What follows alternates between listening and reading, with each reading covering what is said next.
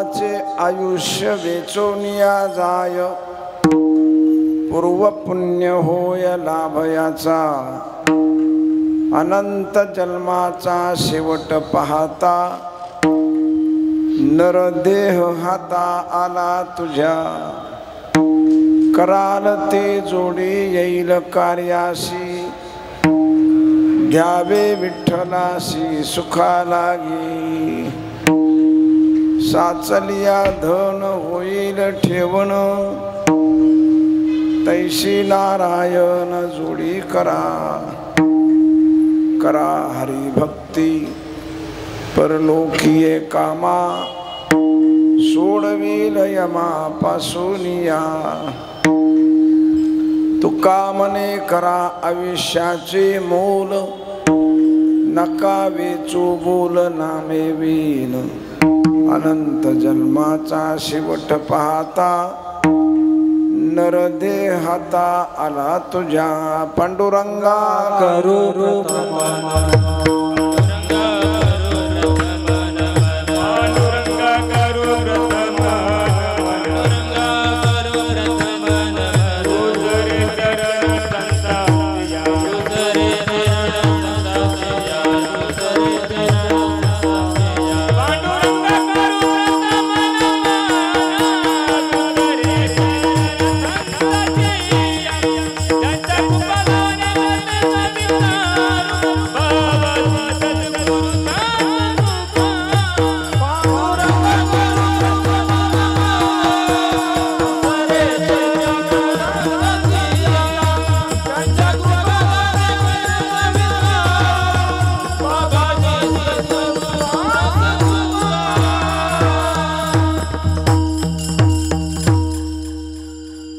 गोरक्ष जालंधर चरपटाशो, आडभंग काणे फमचिंद्र राज्यहा, चौरंगी रेवाण कभर्त्री संज्ञा, भूम्यांबभूर नवनाथ सिद्धहा, मोलाचे आयुष्य वेचून या जाय, पूर्व पुण्य होय लाभ याचा, अनंत जन्माचा शेवट पाहता, नरदेहाता आला तुझ्या, सेवेसाठी निवडलेला अभंग श्रीमंत श्री संत हृदय सम्राट विश्ववंदनीय जगद्गुरु देहूमध्ये ज्यांनी आपलं अवतार कार्य सुरू केलं असे संत श्रेष्ठ तुकाराम महाराज यांचा भला थोरला मोठा हा 5-6 चरणाचा अभंग. प्रासंगिक कीर्तनरूपी सेवा कैलासवासी जिजाबाई रामचंद्र जाधव आणि त्यांचे चिरंजीव दत्तात्रय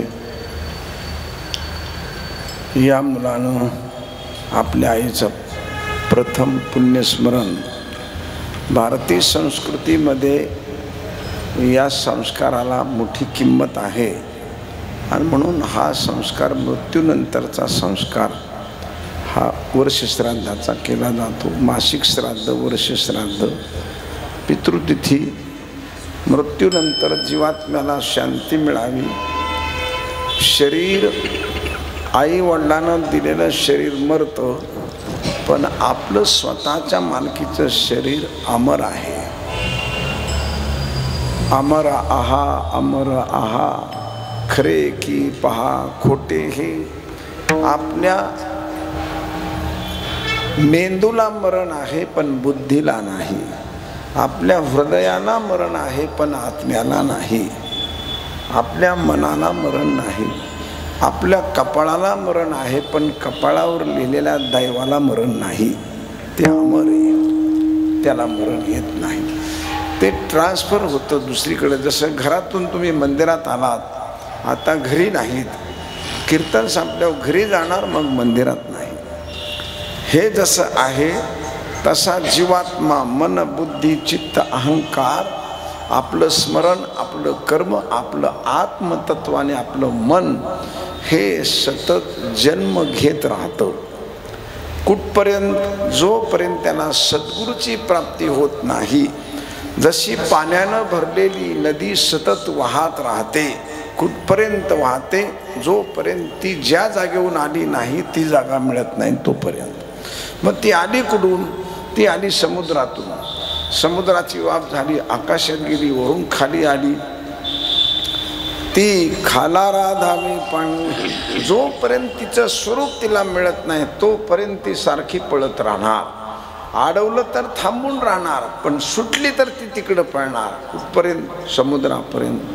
एकदा समुद्रात मिळाली की तिचं पळणं थांबलं. परमगंगेशी सिंधू प्रवेशो, एकदा सिंधूला जाऊन बिंदू मिळाला की बिंदूचं थांबतं, पळणं थांबतं, जाणं येणं थांबतं. बिंदू हा सिंधूला मिळाला, सिंधूचा बिंदूला मिळाला की मग ती थांबलं सगळं.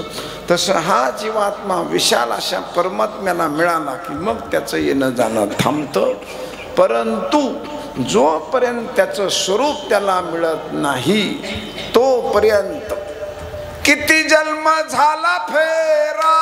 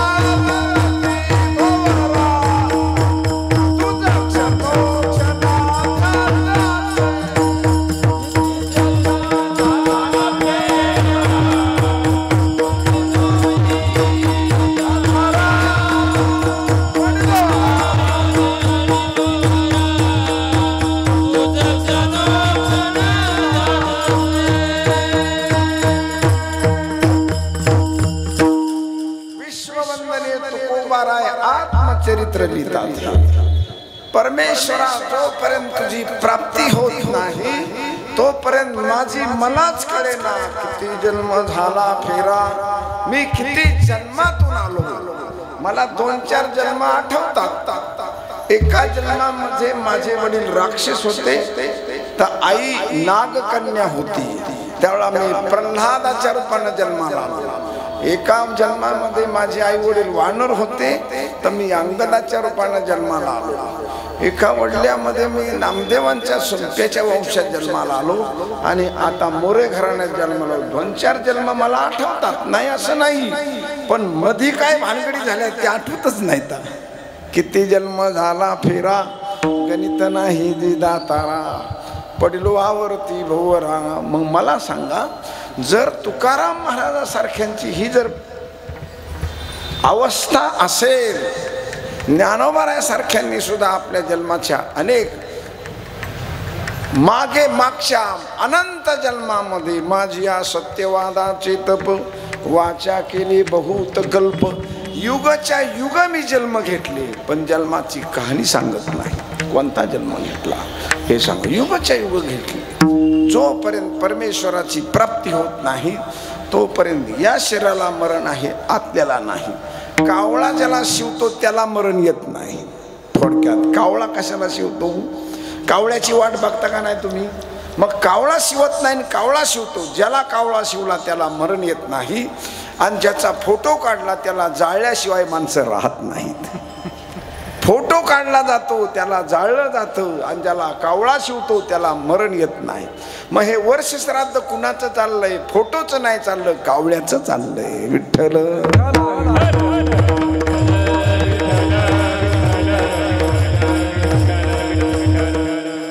का हे इतर जन्मात का नाही? तर त्याचं कारण मनुष्य जन्मच असा एक जन्म आहे की त्याला मुक्तीची संधी या जन्मात आहे, दुसऱ्या जन्मात नाही. एक स्वतः भक्ती करून मुक्ती मिळू शकतो, अथवा आपल्या मुलाकडून मिळू शकतो, आपल्या कुळाकडून मिळू शकतो. आपल्याला नाही करता आलं तर आपलं कुळ तरी आपल्याला मुक्त करतं महाराज. आपला मुलगा, आपला नातू, आपला पंतू आपल्याला मुक्ती देऊ शकतो, हा सिद्धांत आहे मनुष्य जन्मातला. यासाठी आपल्याला एक आठवण म्हणून फक्त एक टच करतो. सगरांचं अधपतन झालं. सगर ज्या वंशामध्ये राम जन्माला आले, प्रभू रामचंद्र, त्यांचा मागचा वंश दिलीप राजाचा वंश, भगीरथ राजाचा वंश, सगराचा वंश, अजराजाचे, हे मागचे माणसं आहेत त्याच्या रामाच्या मागच्या घराण्यातले. आजोबा, पंजोबा, कापर पंजोबा, 60,000 पुत्रांचं अधपतन झालं, नरकात गेले ते. आणि हे मुलाला कळलं की माझ्या बापाचं अधपतन झालंय. हे कळलं, बापानं तपश्चर्या केली, लग्न झालं, मुलगा झाला. मुलगा झाल्याबरोबर बाप तपश्चर्याला निघून गेला. परत त्याला कळलं अजून माझ्या आजोबाचं झालं नाही. परत नातू, त्याने लग्न केलं, मुलगा झाला की नातू तपश्चर्याला गेला. किती पिढ्या तपाला गेल्या? 6 पिढ्यानं तप केलं हिमालयामध्ये जाऊन. आणि 7व्या पिढीतला राजा भगीरथ जन्माला आला. 7 पिढ्या मागं जायचं, 6 पिढ्या खपल्या तरी पूर्वजांचा उद्धार झाला नाही. राजा भगीरथ जन्माला आला आणि भगीरथानं 12 वर्ष शंकराची, 12 वर्ष गंगेची, 12 वर्ष ब्रह्मदेवाची, महाराज 3 तप त्यानं बद्रिकाश्रमामध्ये तप केलं आणि आपल्या पूर्वजांचा उद्धार केला. आपल्याला भक्ती करता नाही आली तर कमीत कमी हरिभक्ताला तरी जन्म द्या, म्हणजे तुमचा उद्धार करील.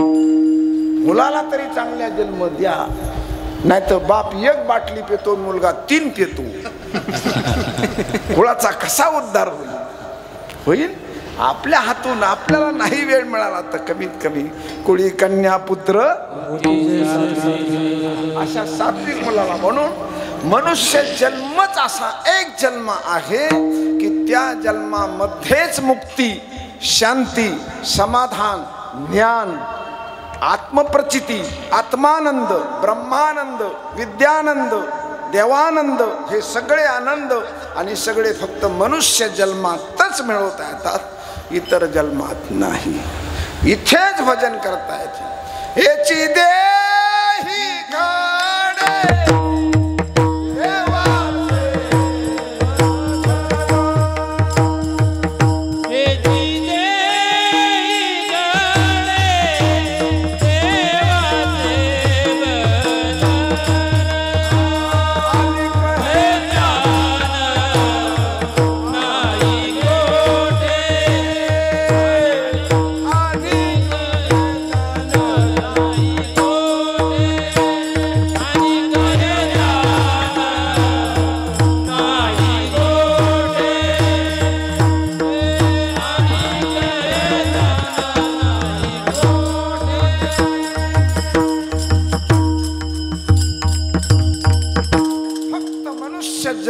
असा एक जन्म आहे की त्या जन्मात तुम्ही स्वतः मुक्ती मिळवू शकता किंवा दुसऱ्याकडून मिळवू शकता.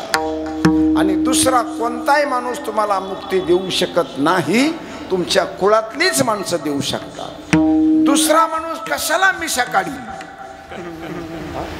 दुसरा माणूस मेल्यावर मिशा कोण काढीत असतं का? आपल्या बापासाठी काढल्या जातात का दुसऱ्यासाठी? नाही काढत. तसा दुसरा कोण मुक्ती देईल? एक गोष्ट त्रिबालात शब्द आहे, फक्त साधू समाजाला मुक्ती देऊ शकतो.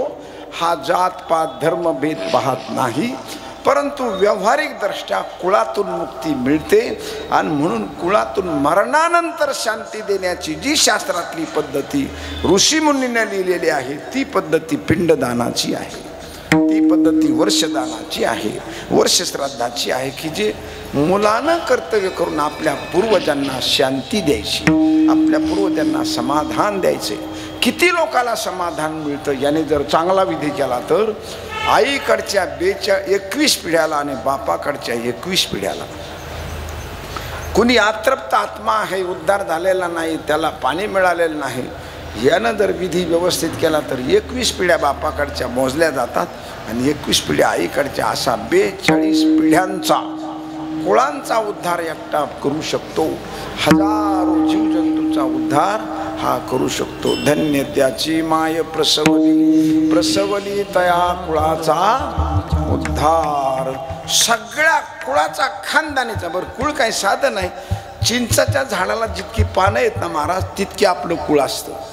तुम्ही विचार करा ना, आपणही माझा वडील, माझा चुलता, माझी मावशी, माझी आत्या, माझा काका हे मोजायचे. आता माझ्या आत्याची पोरं, आत्याच्या मावश्या, आत्याच्या नंदा, असं माग सगळ्या 42 कुळ्यात मागं झालो. चिंचाच्या झाडाच्या पानापेक्षा जास्त माणसं होतील आपली, त्याच्यापेक्षा जास्त होतात. इतक्या कुळाचा उद्धार एक चांगला मुलगा करू शकतो महाराज. आपल्याला वाटतं आपली नाती थोडी नाहीत. मला सांगा, आई ज्या घरातून आली, आईची आई, आईची मावशी, आईची काकी, आईचा चुलता, आईचा पुतण्या, आईचा नातू, अरे ही सरंखाला किती झाली. ह्यांची नाती 21 पिढ्यापर्यंत मागं जायचं. ही नात्याला नातं, नात्याला नातं, गोत्याला गोत, किती पिढ्या महाराज. एवढ्याचा उद्धार एक हरिभक्त करू शकतो. प्रसवली तया कुळाचा उद्धार, तर ते निर्धार नामा म्हणे. आणि म्हणून मनुष्य जन्मातच ही गोष्ट होऊ शकते.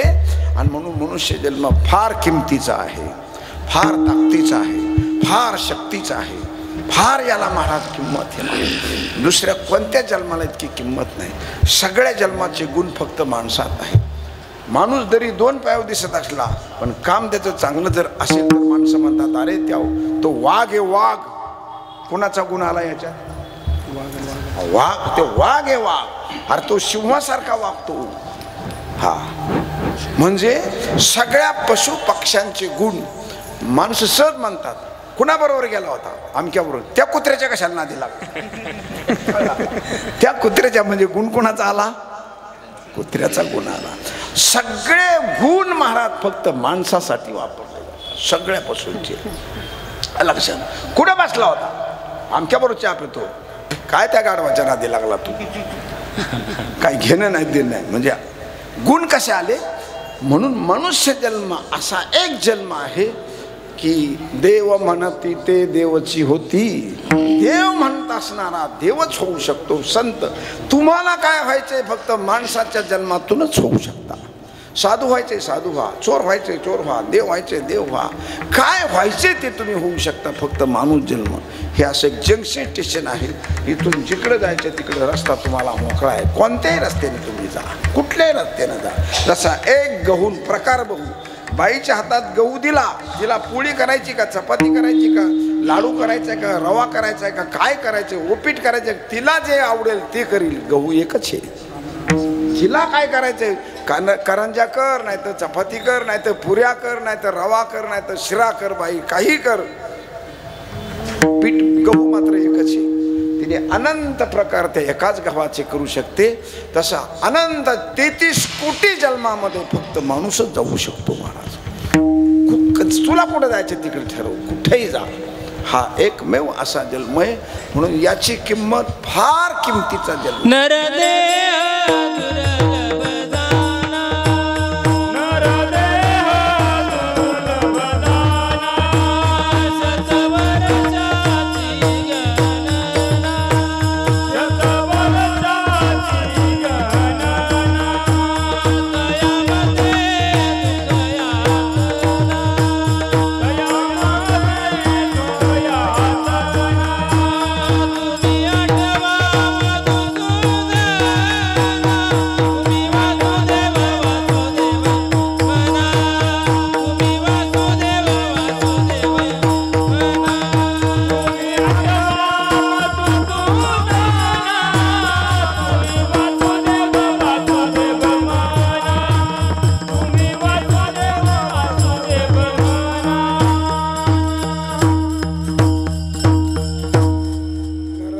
दुर्लभ जाणा अतिशय किमतीचा आहे. आणि जी वस्तू किमतीची असते ती दुर्लभ असते.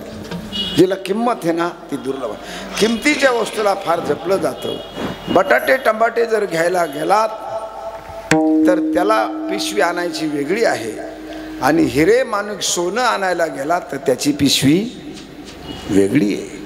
त्याची बटाट्या टमाट्याला काय, तुम्हाला कुठे जायचं असेल तर गेलं तर त्या बाईजो पण जा, एवढी पिशवी ठेवा मी येते जरा जाऊन. कारण त्याच्यात बटाटे टमाटे आहेत ना. पण तुम्ही जर हिरे माणिक घेतले तर असं म्हणता का एवढी पिशवी ठेवा आलो मी? असं म्हणू शकता? नाही म्हणू शकत. त्याला फार जपून. टमाटे बटाटे आणले तर चालता चालता घरातून पुढे कोपऱ्यात ठेवू शकता, पण एक जर नथ आणली किंवा मंगळसूत्र आणलं तर खिशात चाफत चाफत गाडीत बसणार, चाफत चाफत करणार. घरात गेलं, बाईने विचारलं आणलं का? हो आणलं. बघू, दाखवू. कवाड लावून घे, कवाड लावून घे, खिडकी लावून घे. सगळी बघून मग हळूच दाखवलं जातं. कोपऱ्यात इकडे तिकडे बघून दाखवलं जा. का? किमतीची वस्तू आहे, ती वस्तू किमतीची आहे, त्याला त्या किमतीने जपलं जातं महाराज. ज्याला किंमत नाही त्याला काय उघड्यावर वापरलं जातं. तसं मनुष्य जन्म हजारो जीवजंतू, अब्जावधी कोट्यावधी जंतूपेक्षा किमतीचा जन्म आहे, म्हणून याला किमतीनं वापरा. असं रस्त्यावर वापरू नका, ह्याला टपरी वापरू नका, ढाब्यावर वापरू नका. अरे याची किंमत आहे. मेरू तुल्य पृथ्वी दिदनिया सुवर्ण, न मिळे एक अक्ष न नरदेह. संपूर्ण पृथ्वी सोन्याची करून जरी दिली तरी एक मनुष्य जन्माचा श्वास रिपिटेशन मिळणार नाही. आपला आयुष्य सोमवार मंगळवार लिहिलेलं नाही, आपला आयुष्य श्वासावर लिहिलंय. किती श्वास, इतके करोड श्वास याला दिले. शेवटचा श्वास संपला की 10 लाख रुपयाचे इंजेक्शन द्या, खलास. श्वासावर आयुष्य लिहिले आपलं. म्हणून नेहमी आरोग्य संपन्न माणसं ज्यादा दिवस 1400 वर्ष चांगदेव महाराज राहिले. का? श्वास घेतला की 6 महिने बाहेर टाकीतच नव्हते महाराज. समाधीत भ्रुगुटीमध्ये श्वास नेऊन ठेवायचे असे डोक्याकडं आणि गपची बसायचे ध्यान लावून, श्वासच सोडित नसत. 1400 वर्ष जगले महाराज, 1400 वर्ष. ज्याला दमा लागलाय त्याला म्हणा 100 वर्ष जगून दाखव बरं. दम्याच्या माणसाला त्याचा सारखा खोय खोय खोय खोय सारखा श्वास चालूच. श्वास व्यसनी माणसाचे खर्ची पडतात आणि निर्व्यसनी माणसाचा श्वास लवकर खर्ची पडत नाही. म्हणून निर्व्यसनी माणसं ज्यादा जगलेली दिसतात आणि व्यसनी माणसं लवकर मेलेली दिसतात. का? श्वासावा विषय ना. आणि म्हणून या श्वासाची किंमत पृथ्वीच्या मोलापेक्षा जास्त आहे. म्हणून मेरू तुल्य पृथ्वी दिधलिया सुवर्ण, पृथ्वीच्या तोला मोलानं सोनं दिलं एक ब्रह्मदेवाला. ह्या पृथ्वीच्या वजना इतकं सोनं देतो, मला फक्त एक श्वासाचं आयुष्य परत पाहिजे. तो मला अजिबात मिळणार नाही. मनुष्य जन्मात पितृलोकात नाही, सत्य लोकात नाही. मुक्ती, ज्ञान, शांती हे फक्त माणसाच्या जन्मात गेल्यानंतरच मिळते, अन्यथा मिळत नाही. तुम्ही पहा, देशाच्या पंतप्रधानाला 7 बाराचा उतारा पाहिजे. कोण देईल? कलेक्टर. सही कोणाची लागेल? तलाट्याची. तलाठी भाऊसाहेबालाच उतारा देण्याचा अधिकार आहे, कलेक्टरला नाही, मुख्यमंत्र्याला नाही. तसं मनुष्य जन्मालाच मुक्ती मिळण्याचा अधिकार आहे, दुसरा कुणालाच नाही, कुणालाच अधिकार नाही. मग म्हणले इंद्राला मुक्ती पाहिजे, त्याने माणसाच्या पोटी जन्माला यायचं, मृत्यूलोकात यायचं, मग तप करायचं. परमेश्वराला भक्ती करायची, त्याने माणसाच्या पोटी यायचं मग भक्ती करायची. प्रत्यक्ष परब्रह्म श्रीकृष्णनाथ तोही मनवी श्री गुरु भक्त, सांदीपणीची सेवा करीत निजात्ममुक्ती लागोनी. ही नाथ महाराजांची ओवी भागवता म्हटली. प्रत्यक्ष परब्रह्म, परब्रह्म परमेश्वर परमात्मा श्रीकृष्णनाथ, त्याला भक्ती करायची ठरलं तर तोही मनवी श्री गुरु भक्त, सांदीपणीची सेवा करीत निजात्ममुक्ती लागोनी. मला आनंद भक्तीचा पाहिजे तर त्याला मनुष्य जन्मात यावं लागलं.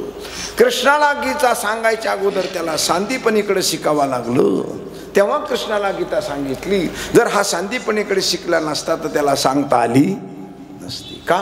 मनुष्य जन्मात राम जरी होते, प्रत्यक्ष परब्रह्म श्रीराम परी वशिष्ठा शरण, पण वशिष्ठ ऋषीला शरण गेले, त्यांची सेवा केली. तसं स्वतंत्र करता येत नाही. म्हणून कुणी या जगाच्या पाठीवर कोणताही जीवजंतू असू द्या, किडा मुंगी काय जारद मारद अंडज उद्भिज कुणी असू द्या, मनुष्य जन्मात आला तरच त्याला भक्ती करता येते, तरच त्याला शांती मिळते, तरच त्याला नामस्मरण, दान, धर्म ह्या सगळ्या गोष्टी मनुष्यालाच करता येतात. बैलाला दान करता येत नाही, गाढवाला दान करता येत नाही, घोड्याला दान करता येत. घोडा दान दिला जातो, गाय दान दिली जाते, पण तिला दान करता येत नाही. कुत्र्याला दान करता येत नाही, येतं करता. पशुला दान करता येत, पशुचं दान दिलं जातं, त्याला दान करता येत नाही. दान धर्म हा फक्त माणसालाच करता येतो, नामस्मरण माणसालाच करता येतं, देवाची भक्ती माणूसच करू शकतो, दुसरा कुणाला अधिकार नाही. येची देई गडे देवाचे भजन, येण्याची शरीरे काय शब्द वापरले ज्ञानावर, येण्याची याच शरीरात सकारात्मक सांगितलंय, येण्याची शरीरे शरीरा येणे सरे किंम होना एर झारे चिरा पडे.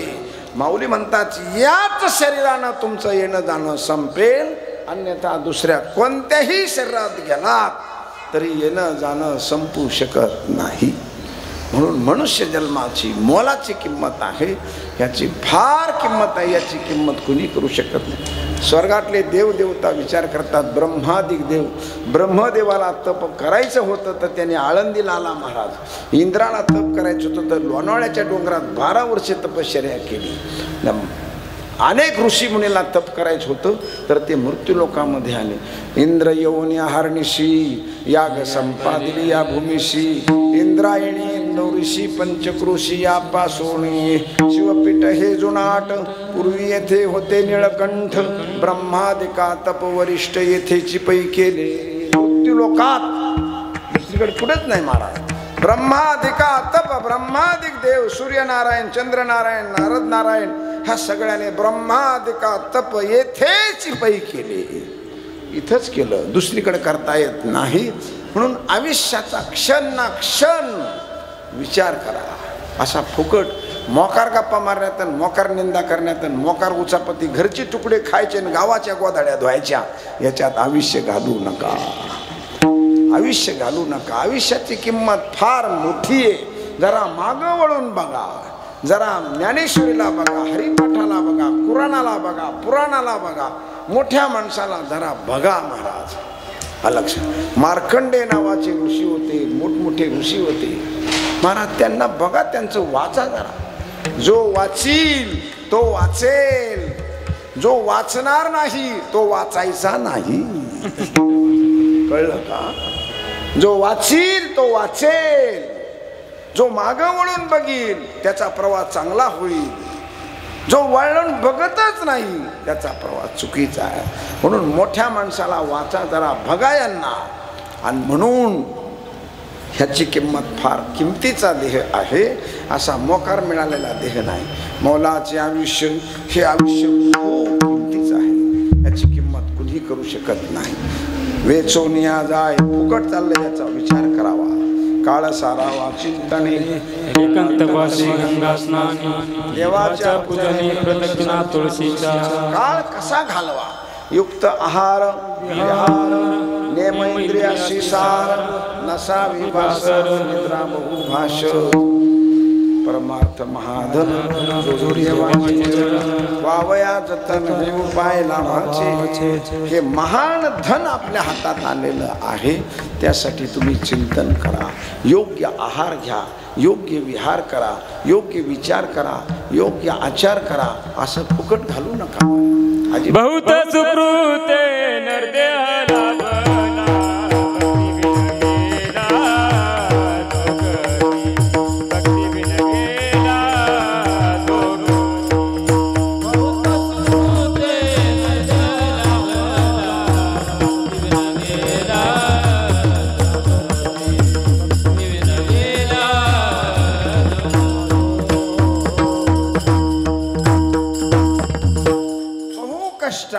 बहु मेहनतीनं, बहु सायासानं हा आपल्याला नरदेह मिळालेला आहे. हा काही सहज असा फुकट मिळालेला नाहीये, फार अनंत. कसा मिळाला याची एक ओवी सांगतो आपल्याला. पाप पुण्य समान समी, तैची पाविजे कर्मभूमी, तेची पडे जय विषमे तै स्वर्गगामे का नरकी.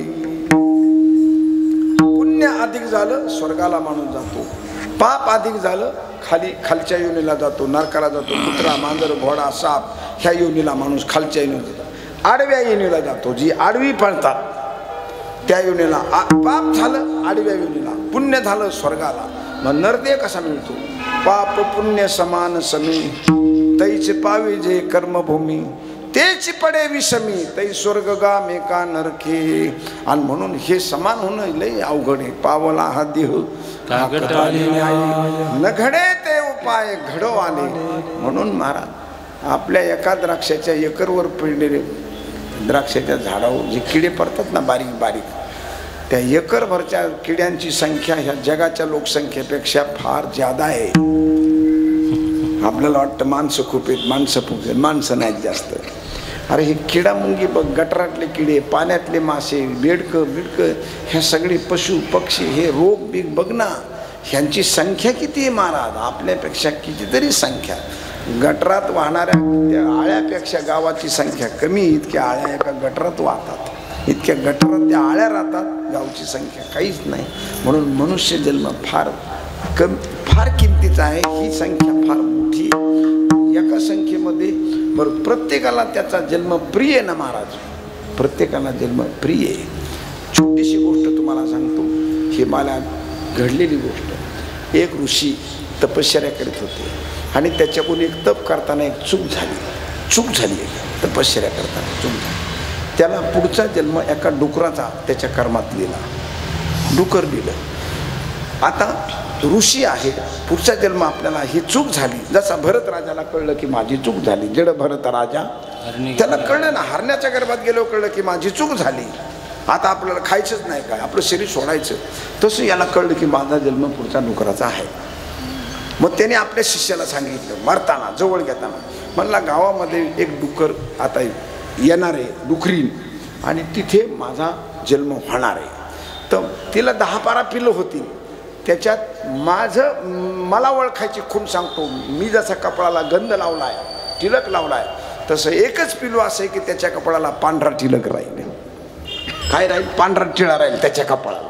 आणि ते तुम्हाला दिसलं की त्याच्या डोक्यात दगड घालून मारा, म्हणजे माझा जन्म संपल, माझा जन्म संपल आणि मी त्या जन्मातून मोकळं होईल, मग मी मुक्तीला जाईल. त्याने अगोदर शिष्याला सांगितलं, मरायच्या अगोदर, की मला एक जन्म माझा शिल्लक राहिलाय आणि तेवढा मला भोगायचा, कारण ती चूक मला भोगायची. सद्गुरू त्यांनी शरीर सोडलं, 10-5 शिष्यजवळ होते, शिष्याजवळ.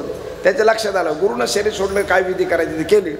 गावात कुठं डुक्कर व्याली त्याचा तपास त्यांनी सुरू केला. 10-15 महिन्याभराने त्यांना कळलं की गावात एक डुक्कर व्याली. मग ती पिलाला घेऊन सांभाळायची, लहान पिढी ते खोप्यातच ठेवली तिने. पुढं 2-4 महिन्यानं, महिना 2-3 महिन्यानं ती पिलं गावात फिरायला लागली. हे शिष्य डोंगर सोडून, आश्रम सोडून त्या गावचा पत्ता त्या गावात फिरायचे असे मधून कुठं डुक्कर वेली. ती एक दिवस ती डुकरीनं आपल्या 10-12 पिलाला घेऊन चालली आणि एका गटारात बसली. बसल्यानंतर ती सगळी पिलं तिला पित होती, बसली होती भोवताली. त्याच्यात एकच टिक्याचं असा पांढरा मोठा टिक्का त्याच्या कपाळाला होता. ह्या शिष्याच्या लक्षात आलं, हाच आपला गुरु आहे. कारण त्यांनी सांगितलं होतं ना, हा आपला गुरु आहे, हा गुरु आहे. त्यांनी काय केलं, त्या डुकराच्या मागं लागले, त्याच्या मागं लागली आणि मोठा दगड घेतला आणि त्या पिलाला अडवलं, एकट्याला त्याला अडवलं आणि डोक्यात दगड घालणार. ते पिलू त्याला म्हणू लागलं, नका मला मारू म्हणला. तिथं जसं ते बरं वाटत होतं तसं इथं सुद्धा हे बरं वाटते, मारू नका. पिलू बोलायला लागलं, मला मारू नका, कारण ह्या जन्मात हे तिकडून गटार खराब दिसतंय, पण इथं आल्यानंतर गटारातच शांती आहे. ज्या जागेत, म्हणून आपण एखाद्या दारुड्याला म्हणलं ना, अरे दारू पिऊ नको, हे चांगलं नाही, तो म्हणतो का हे चांगलं आहे, कारण त्याला त्या जागेवर बरं वाटतं. का? सापेक्षता नाही, त्याला सापेक्षता नाही ना, त्याला तुलना करणारा कुणी नाहीये, तुलनात्मक नाही. आणि आपलं मनुष्य जन्म तुलनात्मक आहे. म्हणून चुकीच्या माणसाला चुकही बरोबर वाटते आणि बरोबरच्या माणसाला बरोबरही बरोबर वाटतं. हा मानवी स्वभाव आहे महाराज, हा जीवाचा स्वभाव. कोणत्याही जीवाला मरण वाटत नाही. गटारातला किडा बेडूक जरी असला आणि त्याला जरी असा फटका मारला तर तो सुद्धा उड्या मारून पळतो, त्याला ते सुद्धा बरं वाटतं. आणि म्हणून महाराज म्हणतात, मुक्तीच्या दृष्टीनं, मनुष्याच्या दृष्टीने ह्या योनी खालच्या आहेत, त्यांना कळत नाही. परंतु ज्याला कळते त्याने विचार केला पाहिजे, समजलं पाहिजे की मोलाच्या विषय वेचून या जाय, फुकट चाललंय आणि मग हे मिळालं कसं काय. पूर्व पुण्य होय लाभयाचा, पूर्वजन्माची अनंत जन्माची पुण्याई आपल्या पदरात पडली आणि म्हणून मनुष्य जन्म मिळाला. पुण्यमार्ग मनुष्य जन्म मिळण्याचं दुर्लभम त्रयमे वैद्यात, ती दुर्लभ आहे. मनुष्यत्वम मुमुक्षत्वम महापुरुष संश्रया. मनुष्य मिळणं फार दुर्लभ, त्याला सद्बुद्धी निर्माण होणं अतिशय दुर्लभ आणि त्याला सज्जनाची संगती मिळणं त्याहून दुर्लभ आहे. एकतर पहिली गोष्ट मनुष्य जन्मच मिळत नाही, मिळाला तर त्याला चांगली बुद्धी होत नाही, आणि बुद्धी चांगली झाली तर त्याला संत संगती मिळत नाही. ह्या गोष्टी जगात फार दुर्लभ आहेत आणि ह्या गोष्टी पुण्याईनच मिळतात.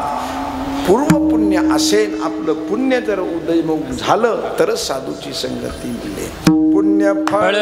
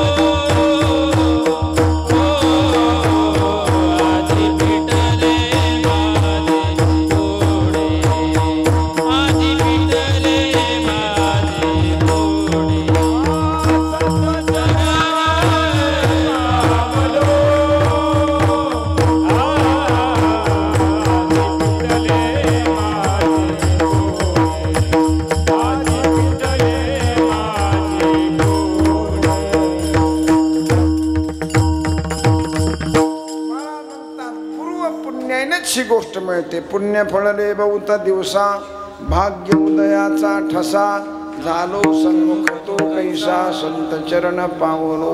संत चरणाच्या प्रसाद पुण्याईनच मिळतो, असा कुणालाही मिळत नाही. चांगल्या माणसाची संगती मिळण्यासाठी आपल्या प्रारब्धामध्ये आपल्याकडं पुण्य असावा लागतो, तरच ती चांगल्या माणसाची संगती मिळते, अन्यथा मिळत नाही.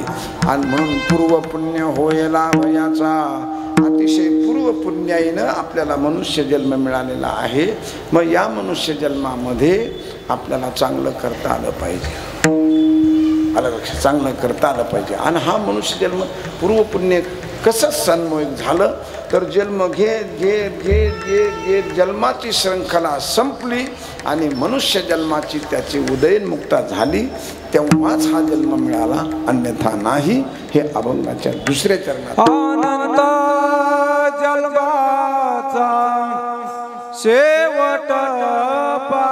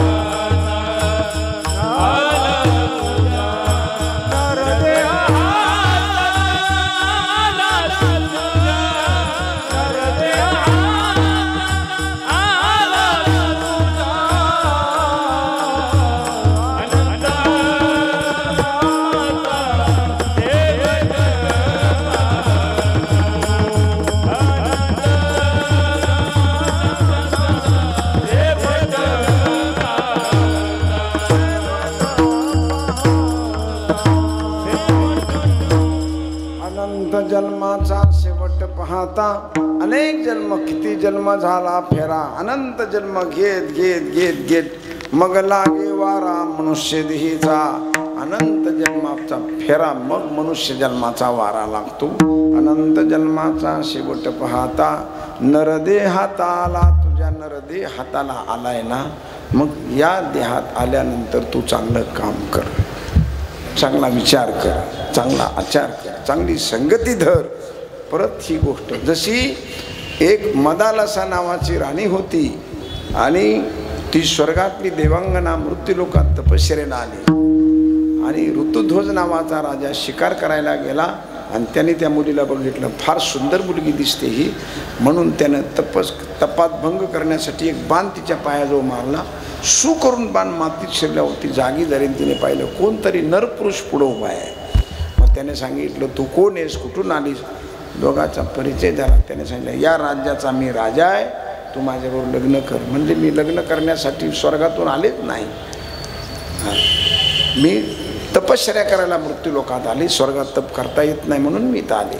नाही म्हणला, तू माझ्या राज्यात तप करतेस. असं झालं तसं. त्याने पटापटी केली आणि त्याने तिला लग्न करायला प्रवृत्त केलं. पण ती बाई फार हुशार होती. तिने सांगितलं, राजा ठीक आहे, तू म्हणतोस मी तुझ्याबरोबर लग्न करते, पण एक आटीव करते. काय? जे मुलं होतील त्यांना मी शिकवीन, तो शिकवायचं नाही. ही आट माझी. समजा मुलगा हो मुलगी हो, त्याला शिक्षण मी देईल, तुम्ही द्यायचं नाही, ह्या आटीव मी लग्न करते. तो म्हणला, चालत, तू दे शिक्षण. गांधर्व विधीने विवाह झाला. घरी आला आणि तिला पहिला मुलगा झाला. पहिला मुलगा झाल्याबरोबर तिने ब्रह्मज्ञानाचा उपदेश तिला करायला सुरुवात केली. बाळा, तू कसा जन्माला आलास तुला माहिती की? त्या मुलाला पाळण्यातल्या पहिल्या दिवसाच्या मुलाला तिने सांगायला सुरुवात केली. पहिल्या माणसं म्हणतात, कसं काय त्याला कळलं? अरे त्याला फार कळतं. गरोदर आईनं मुलाला बोललेलं त्याला कळतं. आत आई बोलू शकते मुलाला, पोटातल्या मुलाला. ऐकता नारदाची गोठी, जेणे मज गर्भी घातली मिठी, जो जन्माला कयादूचे पोटी, भक्त जगजेची प्रल्हाद. कयादू प्रल्हादाला बोलतच होती ना, तिने गर्भात सांगितलं, बाळा नारायण मंत्राचा जप कर, नारायण मंत्राचा जप कर. त्या आईनं त्याला पोटात सांगितलं, कयादूनं त्याला पोटात शिकवलं भक्ती. आलं लक्षात? म्हणून गर्भाधान संस्कार त्याला म्हणतात की ते आईनं पोटातच करायचे असतात. आणि जन्माला आल्याबरोबर ती जन्माला आलं की पहिल्या दिवशी म्हणली, तुला माहिती आहे का कसं जन्माला आला असते? फार अवघड आहे, फार अवघड आहे. नवमास कष्टलाशी, 10व्यानं प्रसूत झाली, येताची कर्म जाळ तुझी मान अडकली, आकांत तू ये जननी दुःखे दाय मोकली, स्मरे त्या हरिहरा ध्यान कृष्ण माऊली. तू कृष्णाचं ध्यान कर, तू जंगलात जा, संन्यास घे, याच्यात राहू नको. राज्य टाकून गेले थोडे, ते काय वेळे म्हणावे, हा देह नाशिवंत.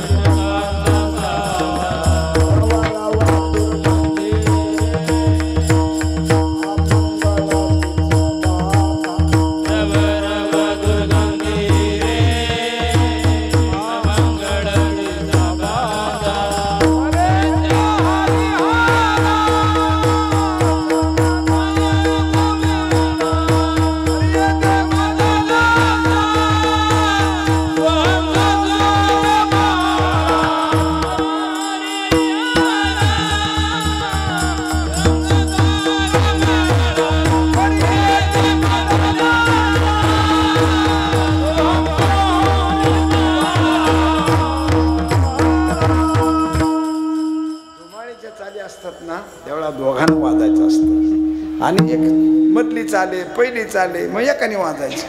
मग 2-2 पखवाज लावायचा अर्थच काय? 2 आणि 4 पखवाज लावायचे कशाला? त्या फक्त चाल एखादी चालली, पहिली दुसरी तिसरी, तरी एकानं वाजवा. पण धुमाडीच्या चालला एक जणांनी वाट बघायचं, एक जण बसले कशाला? मृदंग श्रुती टाळ घोष शिव ब्रह्मरस आवडीने. हा लक्षात. आमच्या तिकडे आमच्या भागामध्ये भगवान बाबा वामन भाऊचे सप्ते असतात. इकडे 10-15 पखवाज, तिकडे 10-15 पखवाज, 200-400 टाळकरी एकाच वेळा सगळे वाजतो. एक जण वाजतो आणि एक जण बसतो असं नाही आहे लक्षात. त्यामुळे धुमाळी चाल प्रमाणाच्या चाली आला की सरळ दोघांना वागायचं. विठ्ठल विठ्ठल.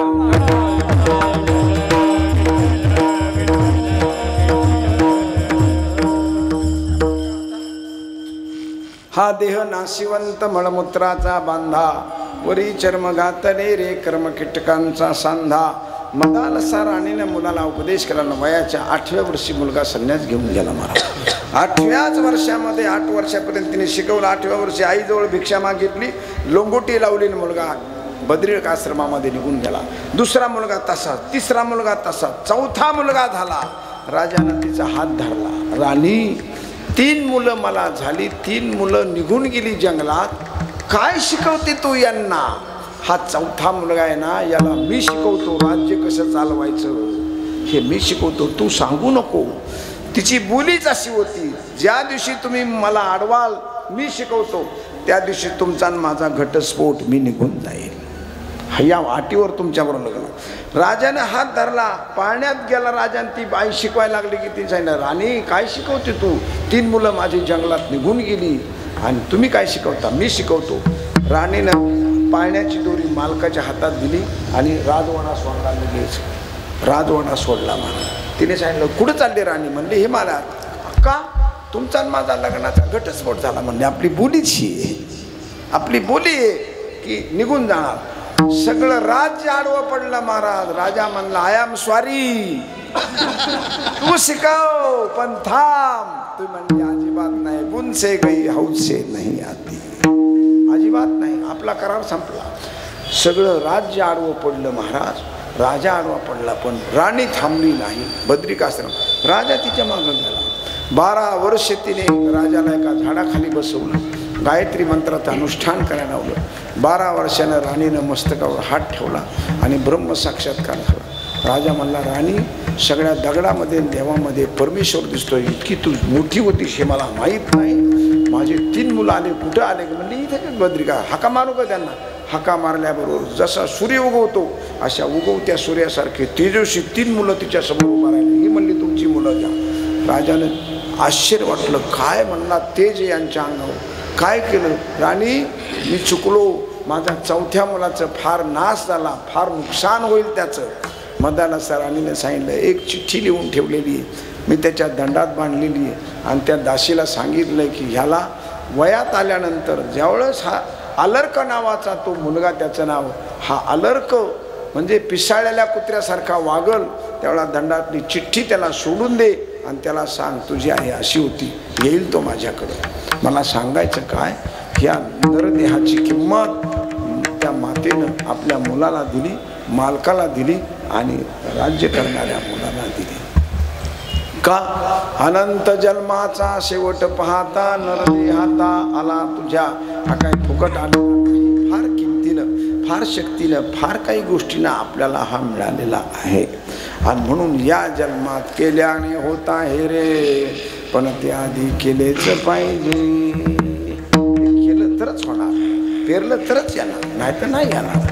म्हणून आधी केलेच पाहिजे. आणि म्हणून 3ऱ्या चरणामध्ये महाराज म्हणतात, कराल ते जोडी येईल काया, कराल ते जोडी येईल काया, कराल ते जोडी येईल काया.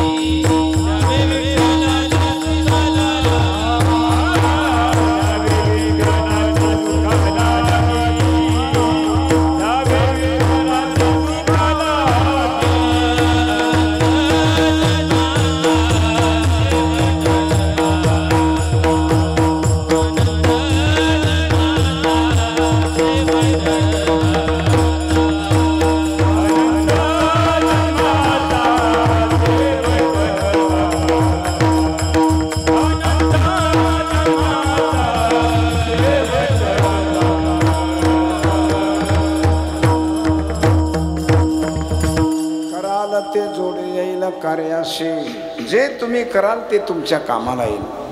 बाईनं केलं तर तिला कामाला येईल, पुरुषानं केलं तिला कामाला येईल. पुरुषानं पुण्य केलं म्हणून बाईच्या वाट्याला गेलं बायकोच्या, असं कधी घडत नाही. अहो घरात तुम्ही पुरुषानं जेवण केलं तर बाईचं पोट भरतं का? भरतं? असं कधी घडलं नाही ना घडत. मग जर अन्न नासकं अन्न जर तुमचं पोट भरीत नाही तर अविनाशी पुण्य कसं काय तुम्हाला मिळेल? हां, खोटी गोष्ट तुम्हाला शपथ हे करता येत नाही तर खरी गोष्ट कधी करायची? खोटं काय आहे हे जर कळत नसेल तर खरं कळणं किती अवघड आहे महाराज. शेंगा बाजारातून आणल्या, टरफलं कोणते दाणे कोणते हे ज्याला कळत नाही त्याला दाणे कळत असतात काय? त्याला टरफलं कळावे लागतात महाराज अगोदर, नंतर दाणे कळतील ना. दाणे झाकून येत, टरफलं उघडे आहेत. आपल्याला टरफल कळायला पाहिजे हे टरफल आहे, हे फोड बाजूला, दाणे आत निघतील. पण त्याला टरफलच कळत नाही, त्याला फोडायचंच कळत नाही, दाणे मिळतील त्याला. तसं जीवनामध्ये अगोदर खोटं कळावा मग खरं कळलं. कारण खोटं हे कमी किमतीचं आहे आणि खरं जादा किमतीचं आहे. जास्त किमतीची वस्तू कळत नसते आणि तोटा जो होतो तो खोट्यापासून होतो, खऱ्यापासून नाही. म्हणून पहिल्यांदा खोटं माणसाला कळावा, नंतर कळू अथवा न कळू पण खोटं पहिलं कळून घ्यावा. समजा मी प्रवास करतो एसटीनं, असं गृहीत धरा. मला एक 10,000 रुपये घेऊन माझ्या मुलाला मुंबईला घेऊन जायचं. मी आडगावून बसलो, माझ्या पहिल्यांदा बाजूला बसला होता तो एक कीर्तनकार होता आणि माझ्या खिशात पैसे होते. आणि दुसऱ्या बाजूला बसला तो चोर बसला खिशे कापून. पहिल्या बाजूला एक कीर्तनकार, मध्ये मी बसलो, एका बाजूला चोर बसला, एका बाजूला खिशी कापून बसलो, म्हणजे कीर्तनकार बसला. माझा दोघाही बरोबर परिचय झाला. कुठे तुम्ही, कुठे राहता? आळंदीला राहतो. काय नाव? अमुक नाव. काय करता? कीर्तन करता. तो म्हणला तुम्ही कुठं राहता? नाशिकलाच राहतो. मी इथंच राहतो. असं दोन्ही माझ्याबरोबर गोड बोलले. पण मी सगळ्यात ओळख आणि सगळ्यात सावध कुणापासून राहावा? कीर्तनकारापासून. अरे 10,000 रुपये घेऊन चाललाय ना तू. माझा एक गोष्ट सामान्य आहे पण सिद्धांत लक्षात घ्या. हा आचार्य कीर्तनकार काशीचा पंडित आहे हा, आणि हा नाशिकच्या इस्टेट्यान म्हटलाय. हा खिशे कापूर. अरे मला जर मुंबईपर्यंत, पण ह्याच्यापासून मला काय राहिलं पाहिजे? सावध राहिलं पाहिजे. बरोबर? कळलं का? तर तुमचे 10,000 वाचतील. बरोबर? आता इथपर्यंत आला ना तुम्ही. तुम्हाला ज्ञानेश्वर महाराज कळो नाही तर नका का कळेना. तुम्हाला ज्ञानेश्वरी कळो नाही तर नका का कळना. तुम्हाला यजुर्वेद ऋग्वेद कळो अथवा न कळो. तुम्हाला तुकाराम महाराज, नामदेव महाराज, भागवत गीता कळो नाही तर न कळो. पण आपली बायका पोरं ही कळालीच पाहिजेत. लक्षात ठेवा. कारण धोका यांच्यापासून जास्त आहे, त्यांच्यापासून धोका नाहीये. कळलं का? धोका कुणापासून आहे? लावणिया मोह संसारी गोविंद.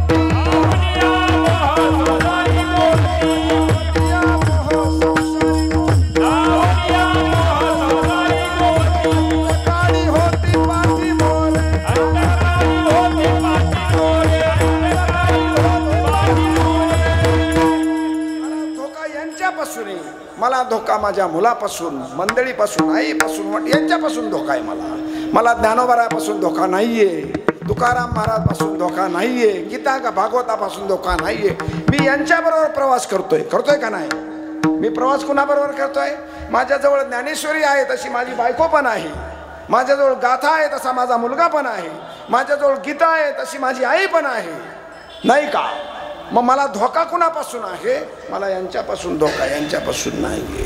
हे मला चुकीचं शिकवतात, चुकीचं सांगतात, चुकीच्या पद्धतीनं वागायला होतात, चुकीचे आणि हे करायला होतात. मला हे शिकवित नाही. धोका यांच्यापासून नाहीये. मला अगोदर कोण कळावा आपल्याला हे कळायचंय. याला सोडायचंय का? सोडायचं नाही. गफलत कराल, पुन्हा माझ्या अर्थाच्या अनर्थ कराल. ह्याला सोडायचंय का? सोडायचं नाही. सोडायचं नाही. याच्याबरोबर हे बघा, मी तिकीट काढलंय ना, मी बसलोय ना एसटीला, मला मुंबईला जायचंय, मी तिकीट काढले, त्याने तिकीट काढलंय, त्याला मी म्हणू शकत नाही. म्हणू शकतो का? तू इथं बसू नको, जा दुसरीकडं. तो म्हणला मी तिकीट काढले. याला म्हणू शकत नाही तुम्ही इथं बसा. तो म्हणतो मी तिकीट काढले. कीर्तनकाराने तिकीट काढले, चोराने तिकीट काढले, तू पण तिकीट काढले, कंडक्टरने दोघांना तिकीट दिलंय. तुम्हाला प्रवास करायचा आहे. आता तुम्हाला प्रवास करत असताना झोपीचं सोंग आणून तुमच्या अंगावर जर ते चोर जो डुकल्या घ्यायला लागला, त्याला फक्त म्हणावं लागल, अरे झोपू नको. तो हळूच जर तुमचा खिसा चापायला, अरे तुझा हात इकडे कुठं चालला, हे फक्त म्हणायचंय तुम्ही. हे फक्त म्हणायचंय, अरे तू झोपू नको, तुझा हात कोणीकडे चाललाय, नीट बस ना, जरा अंतर ठेवून बस, हे फक्त म्हणायचंय. पण मुंबईपर्यंत तुम्हाला जायचंच आहे, मुंबईपर्यंत जायचंय. तसं जिच्या बरोबर लग्न केलंय तिला सावध वागायचंय तिच्या बरोबर, जिच्या पोटी जन्म घेतला. अरे तुम्ही असं काय वागता, हे बरोबर नाही, हे ज्ञानेश्वरीत असं लिहिलं नाही. हे तुम्ही त्याला सोडून जाऊ शकत नाही, कारण तुम्ही तिकीट काढून लग्न लावलंय तिच्या बरोबर, तिच्या पोटी जन्म घातलाय, त्या मुलाला जन्म दिलाय, त्या मुलीला जन्म दिलाय, तुम्ही काम केलंय, तिकीट काढून गाडीत बसलाय तुम्ही त्यांना सोडून जाऊ शकत नाही. तुम्हाला प्रवास करायचा आहे. फक्त प्रवास करत असताना तुम्हाला हे म्हणता आलं पाहिजे, अगं असं चुकीच्या पद्धतीने तुम्हाला सांगू नको, हरिपाठात असं लिहिलंय, हे असं आहे, हे बरोबर नाही, तसं नाही जमायचं, तू अंतर सोडून राजा राहा, ह्या गोष्टी बाजूला सोड, अशा गोष्टी चुकीचं बोलू नको, चुकीचं वागू नको, चुकीचं खाऊ नको, चुकीचं राहू नको, हे काय बरोबर नाही. तुम्हाला सोडायचं नाही, पण त्यांच्याबरोबर सावध राहायचं, याला परमार्थ असं म्हणतात. लक्षात ठेवा, याचं नाव परमार्थ आहे. नाही तर झाली भांडण, गेला सोडून, चालणार नाही. गाडीत बसलाय, तू जन्माला आलाय, ह्याच्याबरोबर बसलाय. आणि म्हणून हे फक्त जाणून घे, हे शहाणपणानं जाणून नेनते करी माझे मन, तुझी प्रेम खून देऊन या. सोडू नको. कसं सोडायचे, आपण कर्तव्य केलंय, सोडायचं नाही. सुंदर विश्व आहे, सुंदर जग आहे, सुंदर आईवडील आहेत, सुंदर नाती गोती आहेत, सुंदर बायकापूर आहे, सुंदर संसार आहे. याच्या सौंदर्यामध्ये खोटं काय आहे एवढं फक्त जाणून घ्यायचंय, बाकी त्याला शिक्षा द्यायची नाही. तर आपण फक्त सावध राहायचंय, जसं चोरापासून सावध. शेवटी मुंबई सेंटरला उतरला तो चोर म्हणाला, सज्जन ग्रस्ता, मी तुला नाशिक बँकेतून पैसे काढण्यापासून 10,000 रुपये बँकेत काढले ना, तिथंच मी दारात कॅशियरच्या बाजूलाच उभा होतो. हल्ली चोर आता स्टँडला पैसे बघत नाही, बँकेच्या दारात थांबतात. कोण किती पैसे काढतो तिथून चोऱ्या मारत. कारण मी बँकेत मॅनेजर होतो ना बाबा, मी 30 वर्ष पुणे जिल्हा मध्यवर्ती बँकेमध्ये मी नोकरी केली, 21 वर्ष ब्रँच मॅनेजर होतो. चोर कसे असतात आणि ते कुठून सुरू करतात हे आम्हाला माहिती ना, कुठून. तो चोर शेवटी म्हणाला उतरताना, मी बँकेपासून तुझा पाठलाग केला, तुझ्या शेजारी कीर्तनकार होता, त्यालाही तू गोड बोलला, मला सुद्धा त्याच्यापेक्षा मधुर बोलला, पण मला काय तुझा खिसा हाणता आला नाही. सज्जन ग्रहस्था, तू किती सावध आहेस रे. म्हणला, तू जसं मला बँकेतून पैसे पाहिले ना, तसा तू बसल्यापासून तुला मी ओळखून होतो, तुला मी ओळखलं म्हणून माझे मी पैसे. तसं जन्माला आलात या मनुष्य जन्मामध्ये, बायका मुलामध्ये आलात, घरादारामध्ये आलात, संसारात आलात, यांच्यात राहा, पण या बेट्यांना ओळखून राहा. विठ्ठल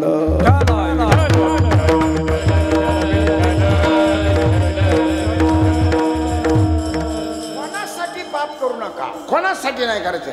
बायकोसाठी नाही, मुलासाठी नाही, मुलीसाठी नाही, आईसाठी नाही, वडिलांसाठी नाही, चुलत्या कोणासाठी वाईट वागायचं नाही, अजिबात नाही. ते सुटून जातील.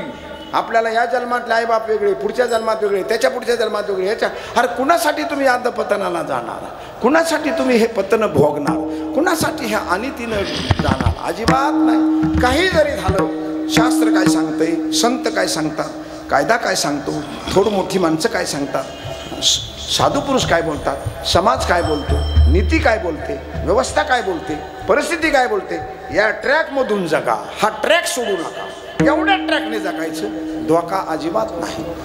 नावेत बसायचंच आहे, नावेत बसायचंच आहे, पण नावेत पाणी कुठून येतंय ते शोधायचं आणि नावेतलं पाणी बंद करून खुशाल प्रवास करायचा. पण नावेत पाणी आलं, तुमच्या सकट नाव घेऊन बुडणार आहे, तुम्हाला बुडणार आणि ती बुडणार. पण तुम्ही का ना फुटक्या नावेत पाणी बसला की तुम्हाला पाणी बंद करता आलं पाहिजे. तसं आपण बसलोय ना. आता मी जन्माला आलो, मग मी माझ्या आई वडिलाच्या पोटी जन्माला, मी लग्न केलं, मुलं बाळ, मला यांच्यापासून सावध राहायला पाहिजे. आणि एक वाक्य अजून सांगतो, ध्यान धरून ऐका, अपेक्षा ही कोणापासून धरू नका संसारात. माझा मुलगा माझ्यावर प्रेम करील, माझी बायको प्रेम करील, माझ्यावर अपेक्षा धरू नका. निरपेक्ष संसारात राहा, सतत सुखी राहाल तुम्ही, सतत सुखी, सतत सुखी. एकही दिवस तुमचा दुःखाचा उद्या निरपेक्ष, एकदम निरपेक्ष, मला अमुकच पाहिजे अशी बायकोकडून, आईकडून, चुलत्याकडून, बापाकडून अपेक्षा धरू नका, निरपेक्ष राहा. एकदम स्वच्छ निरपेक्ष राहा, कर्तव्य करा. बँकेचा कॅशियर फाटकी नोट आली तर सगळ्या नोटा मोजतो, ही फाटकी काढून देतो, जा, ही फाटकी नाही चालत. अरे तो म्हणला तुझ्या नोटा नाहीत ना ह्या, तुला तिजोरीत ठेवायच्या. तिजोरीत जरी ठेवायच्या असल्या तरी फाटक्या घेण्यासाठी मी बसलेलो नाहीये. तसं मी जरी जन्माला बायका पोरात आलो तरी चुकीचं वागण्यासाठी मी जन्म घेतला नाही. ही तुम्हाला फाटकी नोट संसारात बाजूला काढता आली पाहिजे. हे फाटक आहे, हे बाजूला काढता आलं पाहिजे. आणि म्हणून संसारात राहायचंच आहे, यांना सोडायचंच नाही, पण यांच्यापासून अतिशय सावध राहायचं. आपलं नुकसान वैयक्तिक होईल, आपलं नुकसान होईल. आपण ज्ञानापासून, शांतीपासून, आपल्या आत्मानंदापासून, आपल्या आत्मानुभवापासून बाजूला यांच्यामुळे जात असेल तर यांच्यापासून आपण 4 हात बाजूला राहिलं पाहिजे. दिवसभरात कधीतरी एकट्या खोलीत बसलं पाहिजे, एकट्या बांधावर बसलं पाहिजे, एकट्या जागेवर बसलं पाहिजे. 10 मिनटं, 15 मिनटं, 20 मिनटं बसलं पाहिजे. आणि आपण आत्मानुभवानं आपण चिंतन केलं पाहिजे. आपल्याला जगायचे किती दिवस, कोण आपल्याला जन्म घातलाय, कुणी देवानं दिलंय, त्याचं नामस्मरण केलं पाहिजे, त्याचे उपकार मानले पाहिजे. कुणी डोळे, हात, पाय दिले. 10 मिनटं, 15 मिनटं, 20 मिनटं तुम्ही एकांतात बसा, चिंतन करा. आणि जेव्हा तुम्ही सारखं चिंतन कराल, सारखी आठवण कराल, सारखं अहो सामान्य माणसं स्मशानात जर दुसऱ्याच्या मैतीला गेली ना तर तिथं बसल्या बसल्या म्हणत असे, गोविंदराव काही खरं नाही हो, सगळे खोटे, एवढा बांगला आणि गाडी गोडन गडी एका मिनिटात सोडून गेला ना. अरे तू तिथं गेल्यानंतर तसं म्हणतो, घरी आल्यावर दुसऱ्याच्या चपला कमवून घेऊन आला. कळलं? यासाठी चिंतन करा, यासाठी मनन करा, यासाठी अंतर्मुख व्हा, याच्यासाठी देवाचं चिंतन करा, याच्यासाठी परमेश्वरावर प्रेम करा, संताच्या विचारावर प्रेम करा, ग्रंथावर प्रेम करा, सज्जन माणसावर प्रेम करा. जसा थेंब थेंब गळणारा नळ खालची परशी 12 महिन्यानं मऊ करून ठेवतो, त्याच फरशीवर माणसं घसरून पडतात मुतारीत, दगडीच खाली. पण त्याने नुसता थेंब थेंब थेंब नुसता गळत राहिला, त्याने काही केलं नाही तरी गळता गळता एक एक थेंबानं त्याने दगड मऊ केला. तर रोज आपण राम राम राम राम, कृष्ण कृष्ण, हरी हरी हरी हरी, गोविंद गोविंद गोविंद गोविंद, रोज जर 10 मिनटं 15 मिनटं जर देवाचं चिंतन केलं तर हे हृदय लोण्यासारखं मऊ होणार आहे, लोण्यासारखं मऊ. दगड जर मऊ पाण्यानं होतो तर परमेश्वराच्या नावानं आपलं मन मऊ होणार का नाही? लई मऊ होणार, लई मऊ. आणि अचानक तया साधू भेट देती अवचितागा. म्हणून मी आपल्याला सांगितलं, खरं समजून उशिरा घ्या, पण खोटं पहिल्यांदा समजून घ्या. खोटं समजलं की तुम्ही बाजूला काढणार आहात. केळीची साल ही खायची नाही, गर आत आहे. केळी तर तुम्हाला सालीसकट येणार आहे. प्रपंच खोट्या सकट खरा आलेला आहे, जन्म खोट्या सकट आला, माये सकट परमेश्वर आलेला आहे. असा तो स्वतंत्र परमेश्वर नाही आलेला, माये सकट आला. केळी खोट्या सकट आली. तुम्हाला समजलं पाहिजे ही साल खायची नाही, ही काढायची, बाजूला ठेवायची ना, आतलाच घर खायचा. तसं प्रपंचामध्ये वाहत असताना खोट्या सकट खरा प्रपंच आपल्या हातात आलेला आहे. तुम्हाला खोटं सालीने बाजूला काढता आलं पाहिजे. ते विचारानं काढायचं, सद्विचारानं, सद्बुद्धीनं, सदाचारानं, आपल्या वागण्यातून, आपल्या बोलण्यातून, आपल्या खाण्यातून, आपल्या पिण्यातून, आपल्या राहण्यातून ही साल बाजूला काढायची. ही साल बाजूला काढली, आतला घर तुम्हाला आपोआप खायचा कळणार आहे. फक्त ही साल तुम्ही बाजूला काढा. आणि म्हणून ही बाजूला काढण्यासाठी कराल ते जोडी येईल कार्याशी. मग तुम्हाला करावं लागेल, काय करावं लागेल? नामस्मरण करावं लागेल, चिंतन करावं लागेल, दान करावं लागेल, धर्म करावा लागेल, प्रेम करावं लागेल, संत सज्जनाची संगती करावी लागेल. हरिपाठात आदी करून जे ग्रंथ कोणी धर्माचे असतील त्याचा विचार वाचावा लागेल. ह्या सगळ्या गोष्टी हळूहळू तुम्ही करायला सुरुवात केली, हळूहळू दिव्याचा प्रकाश पाहायला सुरुवात केली की अंधार बाजूला जात असतो. जसं दिव्याच्या जवळ तुम्ही अधिकाधिक जाल तसा तसा अंधार बाजूला जात असतो, ऑटोमॅटिक जातो. त्याला जा म्हणावा लागत नाही, तो आपोआप जातो. तुम्ही दिव्याच्या प्रकाशाकडे गेलं की मात्र चालेल आपल्याला. म्हणून रस्त्यामध्ये अनेक रस्ते आहेत. देव कोणत्या रस्त्यात उभे आहे, संत कोणत्या रस्त्यात उभे आहेत, साधू कोणत्या रस्त्यात उभा आहे, तो रस्ता शोधायचा. आणि ज्या रस्त्याला परमेश्वर उभा आहे, ज्या रस्त्याला सद्विचार उभा आहे, ज्या रस्त्याला संत उभे आहेत, ज्या रस्त्याला चांगली माणसं, त्या रस्त्याने तुम्ही चालायला सुरुवात केला, आपोआप ती माणसं तुम्हाला हटकणार आहेत. कुठून आला तुम्ही, कुठे चाललात, आपोआप ती माणसं हटकणार आहेत. आणि चुकीच्या रस्त्याला गेला तर ती चुकीची माणसं म्हणणार, ए कुठे चालला, काय नाही म्हणला, चल तुला म्हणला, चल चल म्हणला माझ्याबरोबर चल चल. अरे म्हणला मी पित नाही. तू पैसे देऊ नको मी पाहिजे तू चल. तू पैसे देऊ नको मी पाहिजे तू चल. का तुम्ही रस्ता चुकीचा केलाय. दारूचा रस्ता पिणारी माणसं त्या रस्त्याने चालला ती फुकट तुम्हाला पासतील. आणि सज्जनाच्या रस्त्याला गेला तर ती तुम्हाला सज्जनपणाला आपोआप घेऊन जाते. इकडे चल. कुठे चालला. काही नाही मी असंच चाललो होतो. अरे त्र्यंबकेश्वरचा चाललो मी. हरिपाठ वाचतो. दर ज्ञानेश्वरी तुला वाची चांगलं होईल तुझं कल्याण होईल. रस्ता नीट सोडला. मन चॉईस फार महत्वाची. आयुष्यात निवड चुकली खलास जीवन. भीष्माचार्यासारखा थोर पुरुष ब्रह्मचारी नैष्टिक ब्रह्मचारी ज्याची आई गंगा आहे, ज्याचे गुरु बृहस्पती आहेत, ज्याचे विद्यागुरु परशुराम आहेत. रामाच्या अगोदरचा अवतार परशुराम म्हणजे भीष्माचार्य परशुरामाकडे शिकले. स्वर्गात बृहस्पतीकडे शिकले. आई प्रत्यक्ष गंगा आहे आणि ब्रह्मचारी आहे. एवढा मोठा कणखर माणूस, कणखर साधू, कणखर भक्त, परंतु संगत दुर्योधनाची पकडली. त्याचा परिणाम 42 दिवस शेरपंजरी पडावं लागलं आणि ज्या शिष्याला शिकवलं त्या अर्जुनाच्या हातून मरावं लागलं. जो रोज ध्यान ज्या परमेश्वराचं करतात भगवान कृष्णाचं, तो कृष्ण सुदर्शन चक्र पडलेलं चाक घेऊन याला मारायला धावला. पडलेलं चाक. ज्याचं ध्यान पहाट केलंय तो देव याला मारायला येतो. का. अरे तू ब्रह्मचारी, तू गंगापुत्र, प्रताप तेजस्वी भानू, तो हा भीष्म गंगानंदनू. ज्ञानोबराने शब्द खर्ची घातले. प्रताप तेजस्वी भानू. अरे सूर्यासारखं तेज, सूर्यासारखं शौर्य, सूर्यासारखी शक्ती आणि गंगेचा पुत्र. पण संगती चुकली दुर्योधनाची धरली. धर्माची ऐकली दुर्योधनाची. रणांगणात मरावं लागलं. आणि भिल्लाच्या पोटी जन्माला आली शबरी भिल्ली. भिल्लाच्या पोटी. शाळा नाही, कॉलेज नाही, काय नाही, युनिव्हर्सिटी नाही, आई वडील नाही, काहीच नाही. काही नसताना मातंग ऋषीची संगती धरली तर परिणाम असा झाला. जो रडणारा राम, दुःखी राम, हे सीता म्हणणारा राम तिच्या आश्रमात गेल्यानंतर तिची उष्टी बोरं खाल्ली आणि राम प्रसन्न झाला. हा संगतीचा परिणाम आहे. म्हणून आयुष्यामध्ये तरुणांना, तरुण मुलांना, तरुण मुलींना माझी प्रार्थना आहे, विनंती. आयुष्यात फार नाही करता आलं तरी चालेल पण चॉईस योग्य करा, निवड योग्य करा. तुमची निवड फसली.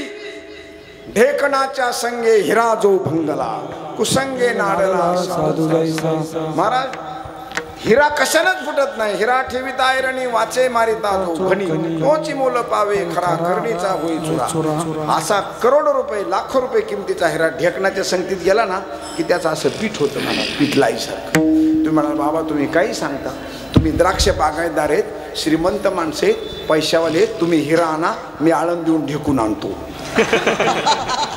तुम्ही हिरा आणा आणि आपण चिटकून बघू. महाराज अरे हिरा कशानच फुटत नाही पण ढेकणाला नुसता चिटाकला की त्याचं पीठ होतं. महाराज तशी चॉईस निवड चुकली.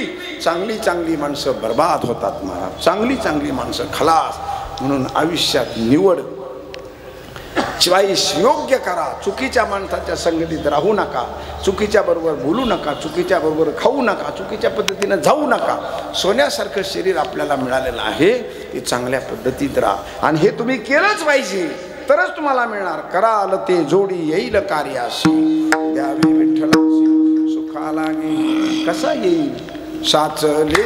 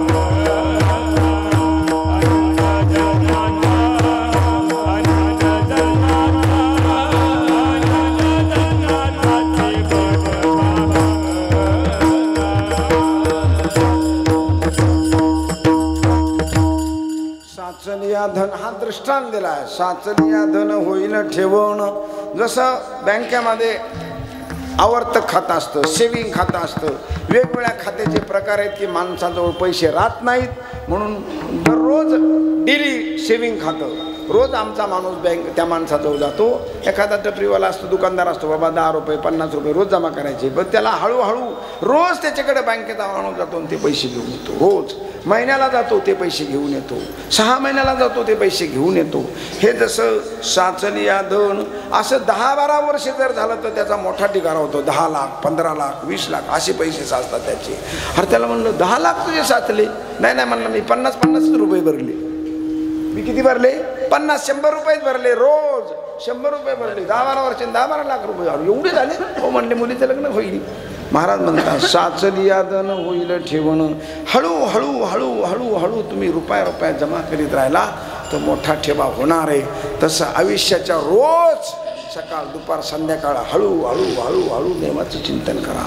हळूहळू एक अभंग वाचा, हळूहळू 4 ओळी वाचा, हळूहळू 1 ओळी वाचा, तिचाच अर्थ बघा, त्या शब्दाचं बघा. फार तुम्ही ज्ञानेश्वरी पाठ करू नका, ऋग्वेद यजुर्वेद पाठ करू नका. हळूहळू ढाळे ढाळे केतुकेने एक वेळे मार्गाचे ने बळे निश्चित ठाके. आपण संन्यासी माणसं नाहीत, आपण गृहस्थी माणसं आहेत. संन्यासी माणसं देखे उत्प्लवना सरिसा पक्षी फळाशी जोंबे जैसा सांगे नरू केवी तैसा पावे वेगा. आंबा लावणारानं पिकलेला आंबा बघितला आणि पोपटानं पिकलेला आंबा बघितला. दोघांना सगळंच पाहिला आणि दोघाला आंबा पाहिजे. सगळ्यात जास्त लवकर कोण जाईल? पोपटानं पाहिला आणि आंबा लावणारानं पाहिला पिकलेला आंबा पाडाचा. याला जायला उडी मारून जाईल का? त्याला बुद्ध्यात जावं लागेल, फांदीवर जावं लागेल. पोपट उडला की गेला. तसा संन्यासी माणूस, साधू माणूस परमेश्वराला ताबडतोब जाऊन झोंबतो. आपण गृहस्थी माणसं आहेत, आपल्याकडे मुलं बाळ आहेत, आपल्याकडे प्रपंच आहे, आपल्याकडे शेतीबाडी आहे. आपण एवढा वेळ देऊ शकत नाही. एवढा वेळ देऊ शकता का तुम्ही? पाठांतराला नाही, कशाला देऊ शकत नाही. मग काय करायचं? जिथे असाल तिथे काळ सारावा, जिथे असाल तिथे देवाचं चिंतन करा. पाणी प्यायचंय ना, पाणी प्यायचंय, रामकृष्ण हरी म्हणून पाणी प्या, तो तीर्थ होणार आहे. तेच तीर्थ होईल. तुम्हाला पंढरीच्या पांडुरंगाचं तीर्थ चंद्रभागेचे घ्यायची गरज नाही. विठ्ठल विठ्ठल विठ्ठल विठ्ठल विठ्ठल 2 मनातल्या मनात म्हणा, विठ्ठल विठ्ठल म्हणा, पाणी प्या, ते तीर्थ होईल. तुमच्याच वावरात चालला तुम्ही, विठ्ठल श्रीराम श्रीराम श्रीराम, तुमच्याच वावरात चाललात, राम म्हणत जा, ती तीर्थयात्रा होईल. म्हणजे तुमच्या वावरात चालला, देवाचं चिंतन करा, तीच तीर्थयात्रा. देवाचं चिंतन केलं आणि पाणी प्याला, तोच तीर्थ होईल. आणि देवाचं चिंतन करून भजन करून रामकृष्ण हरी म्हणत भोजन केलं तर तोच प्रसाद होणार आहे. वेगळ्या प्रसादाची गरज नाही, वेगळ्या तीर्थाची गरज नाही आणि वेगळ्या यात्रेची गरज नाही. आणि तुमचं तुम्हीच करायचं. याला लोकांना दाखवायचं नाही, त्याचे काही फोटो लावायचे नाही, त्याचे काही बॅनर छापायचं नाही. हे तुमच्या जागेवर तुम्ही केलं की ठाईचं बाई सोनी करा एकच. हे आपल्या पाठ्यका नाही, पाठ्यका नाही, पण आपल्या परिपाठात येतं का? हे येत नाही.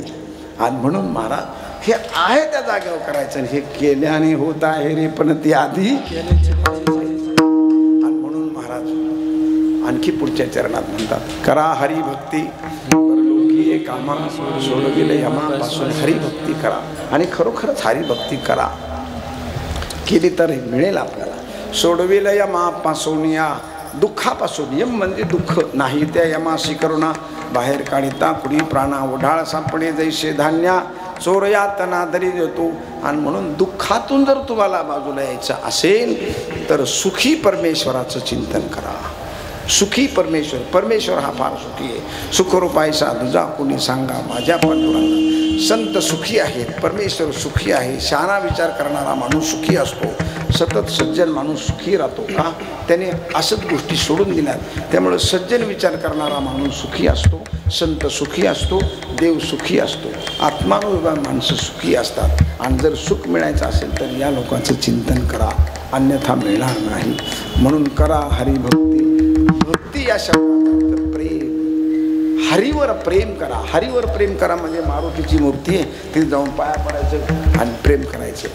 नुसतं पाया पडणं हे मारुतीची भक्ती नाही आहे. मारुतीच्या पाया पडून भक्ती नाही. भक्ती काय? मारुती ही दगडानं बसवलेली मूर्ती, तिला रंग लावलाय, तिला शेंदूर लावलाय आणि तो एक दगड आहे, तो वडारीने घडलेला आहे, बरोबर? त्याला शेंदूर लावून बसलाय. मग का त्याच्या पाया पडायचे? अशा आकाराच्या व्यक्तिमत्वाजवळ हा आकार जसा आहे ना, अशा आकाराचा एक वानर झाला, या आकाराचा. त्याच्याजवळ काय होतं, त्याच्याजवळ सेवाभाव होता, त्याच्याजवळ वागणं फार छान होतं. संयतेंद्रिय हा तो अतिशय बुद्धिमान होता, अतिशय तो कामाचा होता, तो फार शक्तिमान होता. त्याने आपली शक्ती कुठेही वायाला घालवली नाही, आपली बुद्धी कुठेही वायाला घालवली नाही, आपलं शरीर सतत सेवेमध्ये ठेवलं. हे त्याच्याकडं गुण होते. म्हणून त्याच्या पाया पडत जात असताना त्याला प्रार्थना केली पाहिजे, मारुती अरे तुझ्याकडे शक्ती आहे, मला सुद्धा वाचा शक्ती दे, दृष्टीत शक्ती दे, कानात शक्ती दे, हातापायात शक्ती दे. तुझ्याकडे जसा सेवाभाव आहे ना तसा माझ्याकडे सेवाभाव दे. मला सेवेची बुद्धी झाली पाहिजे, मला सेवा करता आली पाहिजे. दुबळ्याची, अनाथाची, आईवडिलाची, समाजाची, देशाची, राष्ट्राची, संताची, ग्रंथाची, चांगल्या वाङ्मयाचं मला ओढ निर्माण झाली पाहिजे. अशी बुद्धी मला दे. कारण तो बुद्धिमतां वरिष्ठं वातात्मजं वानरयुतमुख्यं श्रीरामदूतं शरणं प्रपद्ये. तू रामाची, देवाची फार सेवा केलीस, मला सुद्धा माझ्या आईवडिलाची, समाजाची, देशाची, देवाची, संत वचनाची सेवा करायची मला बुद्धी दे. त्याच्याकडे हे गुण मागायचे आणि दिवसभर त्याच्या गुणाची आठवण करायची. दिवसभर एखादा अनाथ भिकारी रस्त्याने आंधळा चाललाय आणि तो चुकीच्या बाजूला चालला, तुम्हाला मारुतीच्या पाया पडला आठवण, अरे हा आंधळा चुकीच्या बाजूला, त्याला हाताला धरून तुम्हाला धरलं पाहिजे.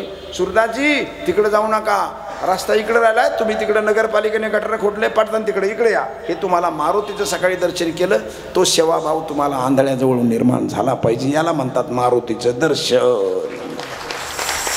कळलं का? याचं नाव आहे दर्शन. नुसतं जायचं आणि पाया पडायचं ना आपल्या कपाळाला शेंदूर लावायचा, काही कामाचा. ज्या देवाची आराधना करायची त्या देवाचे गुण काय आहेत, ते गुण आपल्यात वागण्यामध्ये विचारपूर्वक कसे येतील यासाठी हरिपाठ वाचा, ज्ञानेश्वरी वाचा, गीता वाचा, ते गुण आणायचे. म्हणून देवाचं दर्शन म्हणजे गुणात्मक विचार करणं, सद्गुणांचा विचार करणं. तेच देवाचे दर्शन जेणे राहे समाधान. आणि समाधान विचारा वाचून न पविजे समाधान. विचार असेल तरच समाधान. आणि विचार हे देवाचं स्वरूप आहे. विचार हाच परमेश्वर आहे. विचारात सुख आहे. जावा जावात विचार सुख, भावा भावात विचार सुख, बाप लेकात विचार सुख, बहिणी बहिणीत विचार सुख, सासू सुनात विचार सुख. अरे विचारात सुख जन्माला येतं. सुख स्वतंत्र नाही, सुखाचं दुकान नाही, सुखाचं मार्केटिंग नाही, सुखाचा बाजार नाही, सुखाच्या गाड्या नाहीत. सुख हे विचारा अधीन आहे. आणि विचार हा संतांच्या मुखातून आहे. विचार हे परमेश्वराचं स्वरूप आहे. मग विचारात आहे काय? विचारात तीन गोष्टी आहेत. विचारात सत्य आहे, विचारात आनंद आहे आणि विचारात प्रकाश आहे. जिथे महाराज विचार आहे तिथे माणसं सत्य राहतात, ती माणसं आनंदित राहतात आणि ती माणसं स्वयंप्रकाशित असतात. ते कुणाच्या चालीनं चालत नाहीत. म्हणून विचारात सत्य तू, सत्य तू, सत्य तू विठ्ठला. हा विचारात सत्य आहे महाराज, विचारात आनंद आहे. विचारी माणसं आनंदी राहतात आणि विचारामध्ये प्रकाश आहे. स्वयंप्रकाशित विचार. सूर्य जसा स्वयंप्रकाशित आहे तसा स्वयंप्रकाशित विचार आहे. आणि ज्या देवाची भक्ती करायची त्याचा विचार ध्यानात घ्या. कारण विचार माणसाला सुख देतो. व्यवहारात विचार असेल तर सुखी, नाही तर नाही. आणि म्हणून करा हरिभक्ती, हरीची भक्ती करा म्हणजे प्रेम करा. आणि प्रेम हे विचारा अधीन आहे. विचारा अधीन सुख आहे. आणि म्हणून करा हरिभक्ती परलोकीय कामा, सोडविल यमापासून या. तुका म्हणे करा आयुष्याचे मोल, नका विचू बोलना बेबी विठोबा रखुमाई.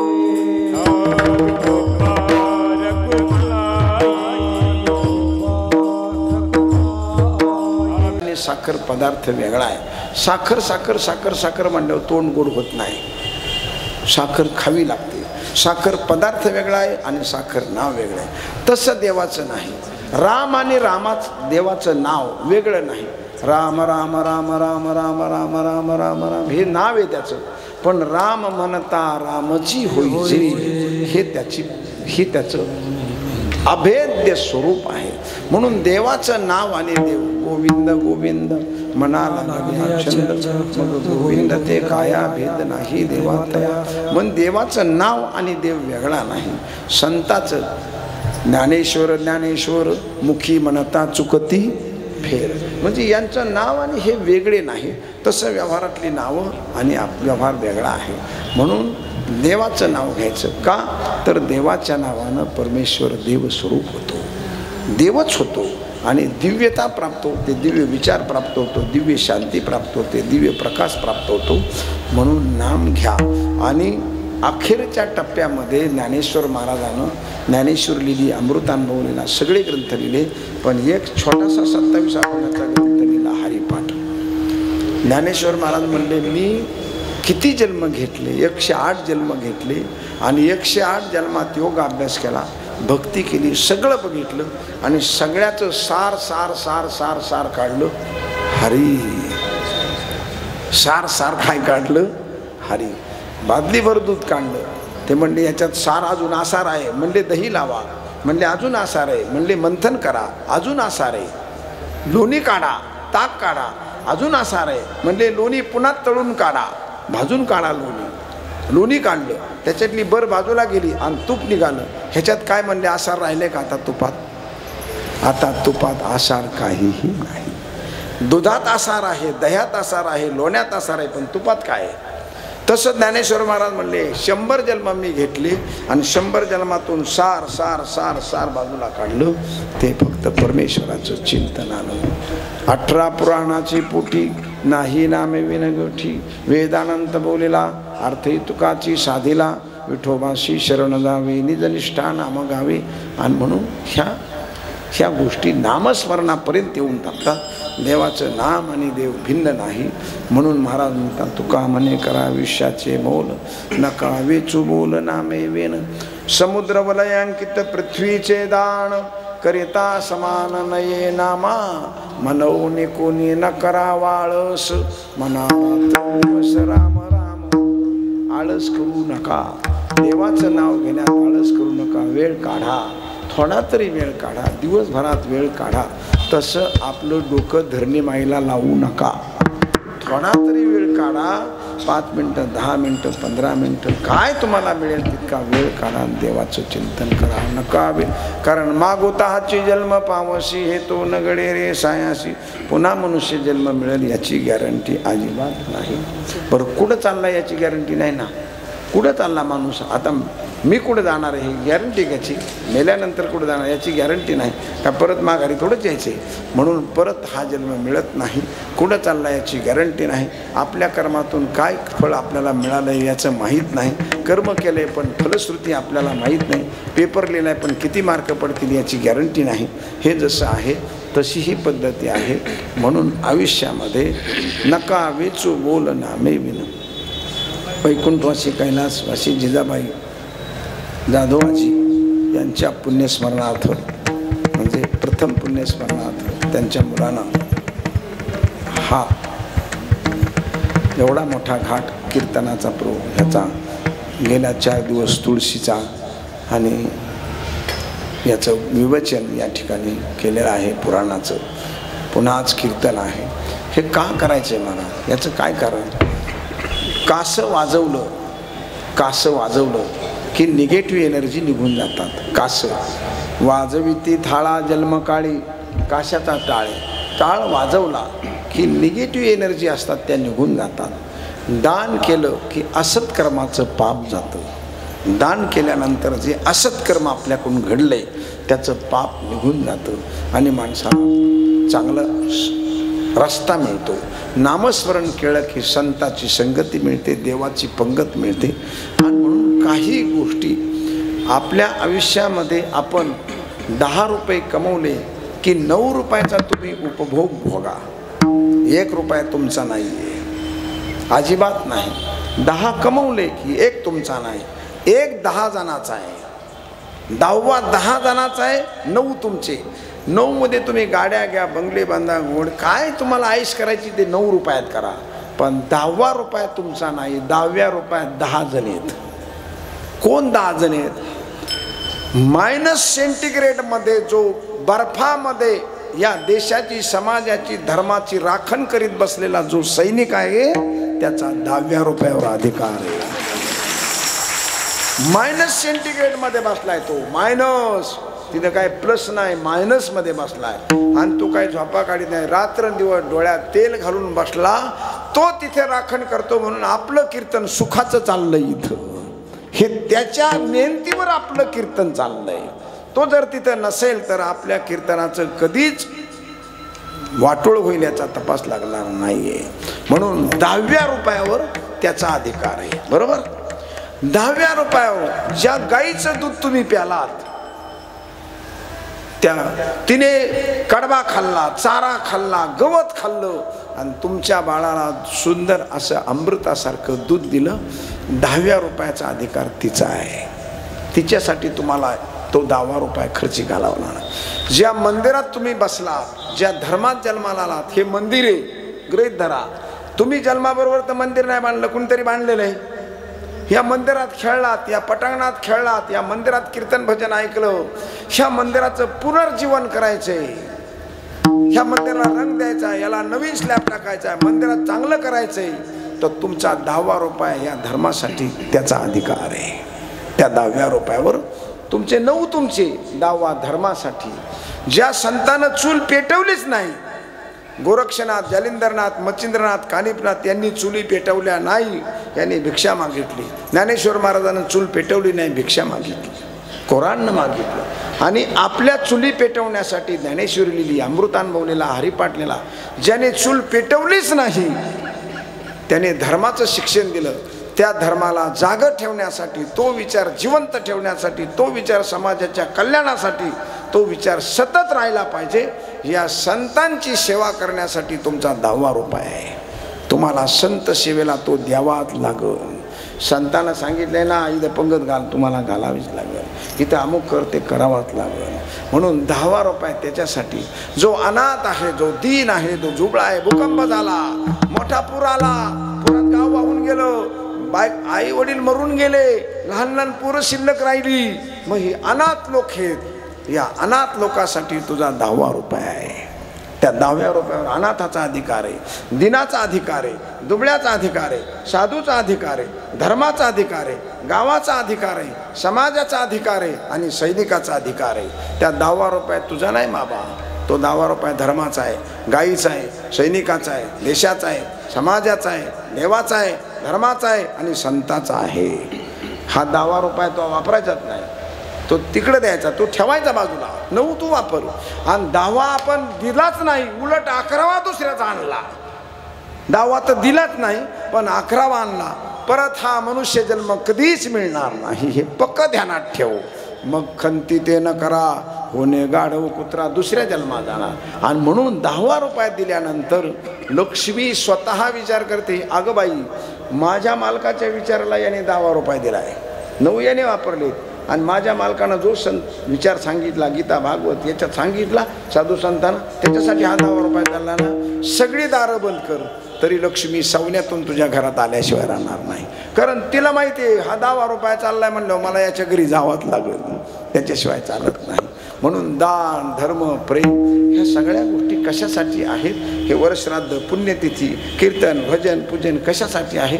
त्या आत्म्याला शांती मिळण्यासाठी. जो आत्मा गेला, जेवण आलं, तुम्ही आता बघा, त्यांनी काय केलं, तर्पण केलं असेल, माझ्या आईचं कीर्तन, प्रवचन हे सगळं केलं, नुसतं पाणी सोडलं असेल, पाणी सोडल्याबरोबर जेवढे माणसं जेवतील ते सगळं पुण्य त्या मातेला जाणार, जिजाबाईला, आजीला जाणार, सगळं पुण्य, अख्खं पुण्य तिकडं जाणार. ह्या हाताहून तुम्हाला कुणाला द्यायचं तुम्ही ठरवू शकता.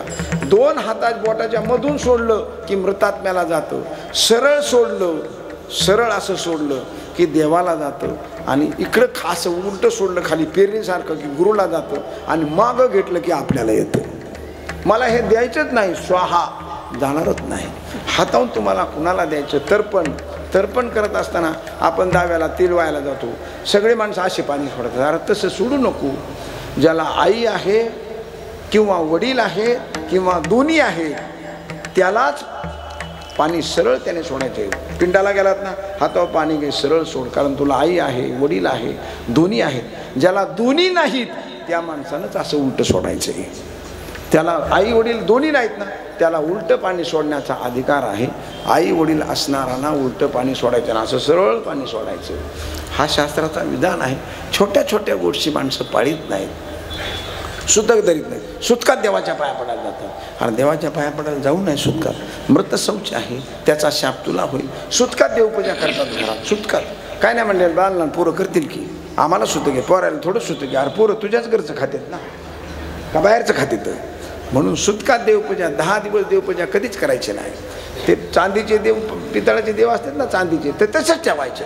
ज्या दिवशी सुतक फिटल, ज्या दिवशी सुतक लग्न झालेल्या मुलीला 3 दिवस, चौथ्या दिवशी तिने आईबापाच्या घरी कुंकू लावून राहायचं. जावायला सुतक 1 दिवस, भावकीला आणि घराला सुतक 10 दिवस, आणि लग्न न झालेल्या मुलीला सुतक 10 दिवस. पण लग्न झालेल्या मुलीला 10 दिवस सुतक नाही, 3च दिवस पाळायचं. आणि बाहेरगावी राहणारा जो माणूस आहे, दिल्लीला आहे, अमेरिकेला आहे, लंडनला आहे, त्याला सुतक फक्त 1 दिवस. त्याला फोन आला, आंघोळ करायची, सुतक त्याचं फिटलं, सुतक फिटलं. 7 महानद्या आणि 7 डोंगर याच्या पलीकडे जो राहतो त्याला सुतक फक्त 1 दिवसाचा आहे. आणि म्हणून सुतकामध्ये देव पूजू नका, त्याची शिक्षा होते आपल्याला. मग देव सुतक फिटलं, देव उचला, पहिल्यांदा गाईच्या गोमूत्रात धुवा, नंतर पंचामृतात धुवा, नंतर पाण्यात धुवा, आणि मग देव घरात ठेवा. गाईच्या गोमूत्रात का, तर गाईच्या गोमूत्रात गंगा राहते. पंचामृतामध्ये का, तर त्याचं शुद्धीकरण होतं. आणि पाण्यात का, तर ते स्वच्छ होतात. म्हणजे शुद्धीकरण, स्वच्छ या सगळ्या गोष्टी. ही क्रुझर गाडी MS-15 2409 ही गाडी कुठेतरी थांबलेली असेल, तेवढी गाडी बाजूला काढावा अशी सूचना आलेली आहे. क्रुझर गाडी आहे, तर 2409 नंबर आहे तिचा. ही बाजूला काढून घेण्याची विनंती. विठ्ठल विठ्ठल.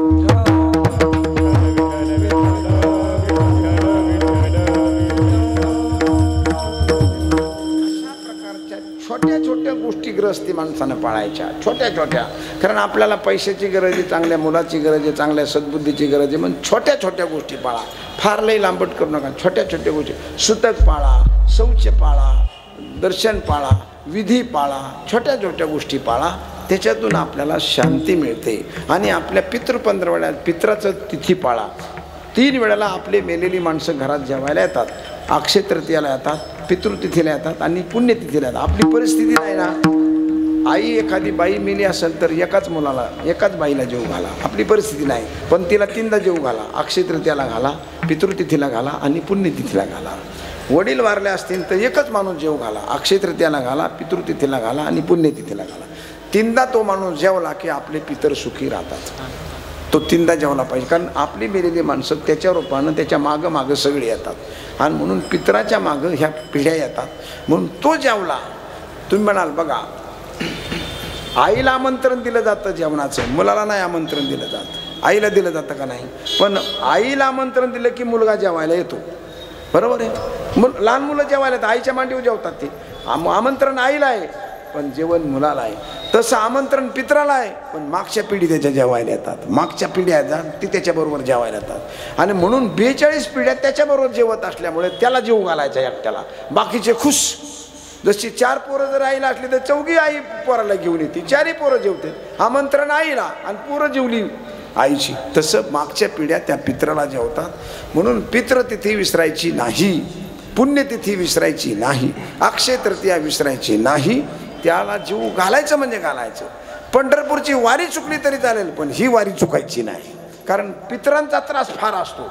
पितरांच्या त्रासामुळे घरात भांडणं तणणं, बायका मला जमत नाही, बापलेका जमत नाही, सतत कटकटी राहतात, यश मिळत नाही, पैसा टिकत नाही, अनेक भानगडी होतात पितरांच्या शापामुळं. पण पितरांचा आपण गृहस्थी माणसाचं आपल्याला सुख शांती पैसा पाणी सगळ्या गोष्टी पाहिजेत. म्हणून पितरांचा शाप कधी घ्यायचा नाही, पितरांना सुखच द्यायचं, पितरांच्या तिथी पाळायच्या. ह्या छोट्या छोट्या गोष्टी पाळल्या की गृहस्थी माणसं सुखी राहतात. ज्ञानेश्वर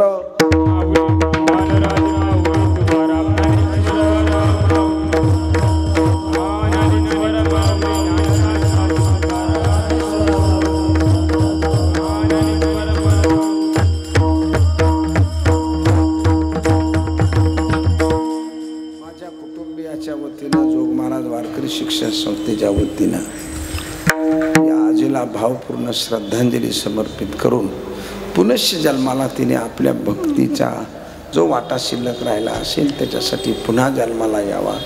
रामप्रभुरायाच्या या प्रांगणामध्ये, या परिसरामध्ये, गोदावरी गंगेच्या किनाऱ्यात आपली आयुष्याची सेवा केली. पुनश्च जन्माला अशा प्रांगणात यावा, अशा प्रकारची शुभकामना आपण करू शकतो. परंतु जीवा कर्मानुगो गच्छति जीव एका. त्याने जे कर्म केले त्या कर्माप्रमाणेच जातो, कर्माप्रमाणे राहतो. आपण फक्त शुभ कामना करू शकतो, परंतु कर्म बदलू शकत नाही. कर्म हे भोगावं लागते. म्हणून आपुलाने कर्म शुद्ध करा. ज्यानं त्यानं आपलं कर्म शुद्ध केलं पाहिजे. काही जरी झालं तरी चुकीचं कर्म करायचं नाही. ते बरोबर केलेलं कर्म आपल्याबरोबर नेमकं येत असतं. म्हणून झालेली सेवा देवाच्या चरणी फार आग्रह त्यांनी मला धरला. कीर्तनाचा भरपूर, पंढरपूरची वारी, लांबचा प्रवास, परंतु आग्रह खूप धरला. महाराज तुम्ही आलंच पाहिजे, आलं पाहिजे. 6 बहिणी आणि 1 भाऊ असा यांचा मोठा परिवार. चांगल्याच ठिकाणी बहिणी गेल्या. साहेबाचा माझा परिचय झाला. त्यांचे नायब तहसीलदार म्हणून ते रिटायर झाले. आमचा बराच वेळ गप्पा गोष्टी झाल्या. तेव्हा असा नात्यागोत्याचा परिसर मोठा. चांगल्याच ठिकाणी बहिणी गेल्या. बहिणींचं सुद्धा चांगलं आहे. तेव्हा अशा प्रकारचा जो भाव आहे, सतत वडिलांची पुण्यतिथी आईची व्हावी, सतत आपण पुण्यस्मरण करावा, यासाठी देवानं आपल्याला सद्बुद्धी द्यावी, सद्वासना द्यावी. जोग महाराज वारकरी शिक्षण संस्थेमध्ये आम्ही पुण्यतिथी साजरी करतो. असे आम्ही एक नवीन पद्धती काढली. पण नाही माणसाला जर मग पितर सुखी व्हावेत. 1 लाख रुपये डिपॉझिट आमच्याकडे जो ठेवील त्या माणसानं दरवर्षी त्या तिथीला यायचं आणि 600-500 मुलं जी संस्थेत जेवतात त्या पंक्तीत उभा राहायचं. आम्ही तिची साजरी करणार पुण्यतिथी. आणि ते किती वर्ष, जोपर्यंत संस्था जिवंत आहे तोपर्यंत, संस्था चालू तोपर्यंत ते 1 लाख रुपये तसेच ठेवणार. त्याच्यातून जे व्याज येतं त्या व्याजातून आम्ही दरवर्षी पंगत करणार. तुम्ही आनंदीला या, पंक्तीत उभा राहा, पाणी सोडा, वर्षानुवर्ष का आपले पितर सुखी व्हावेत, साधू संतांना जेवायला मिळावं, अशी पद्धती आम्ही सुरू केली. ज्याला वाटेल त्यांनी यावा. ज्ञानेश्वर माऊली ज्ञानराज काल म्हणायचे निवृत्ती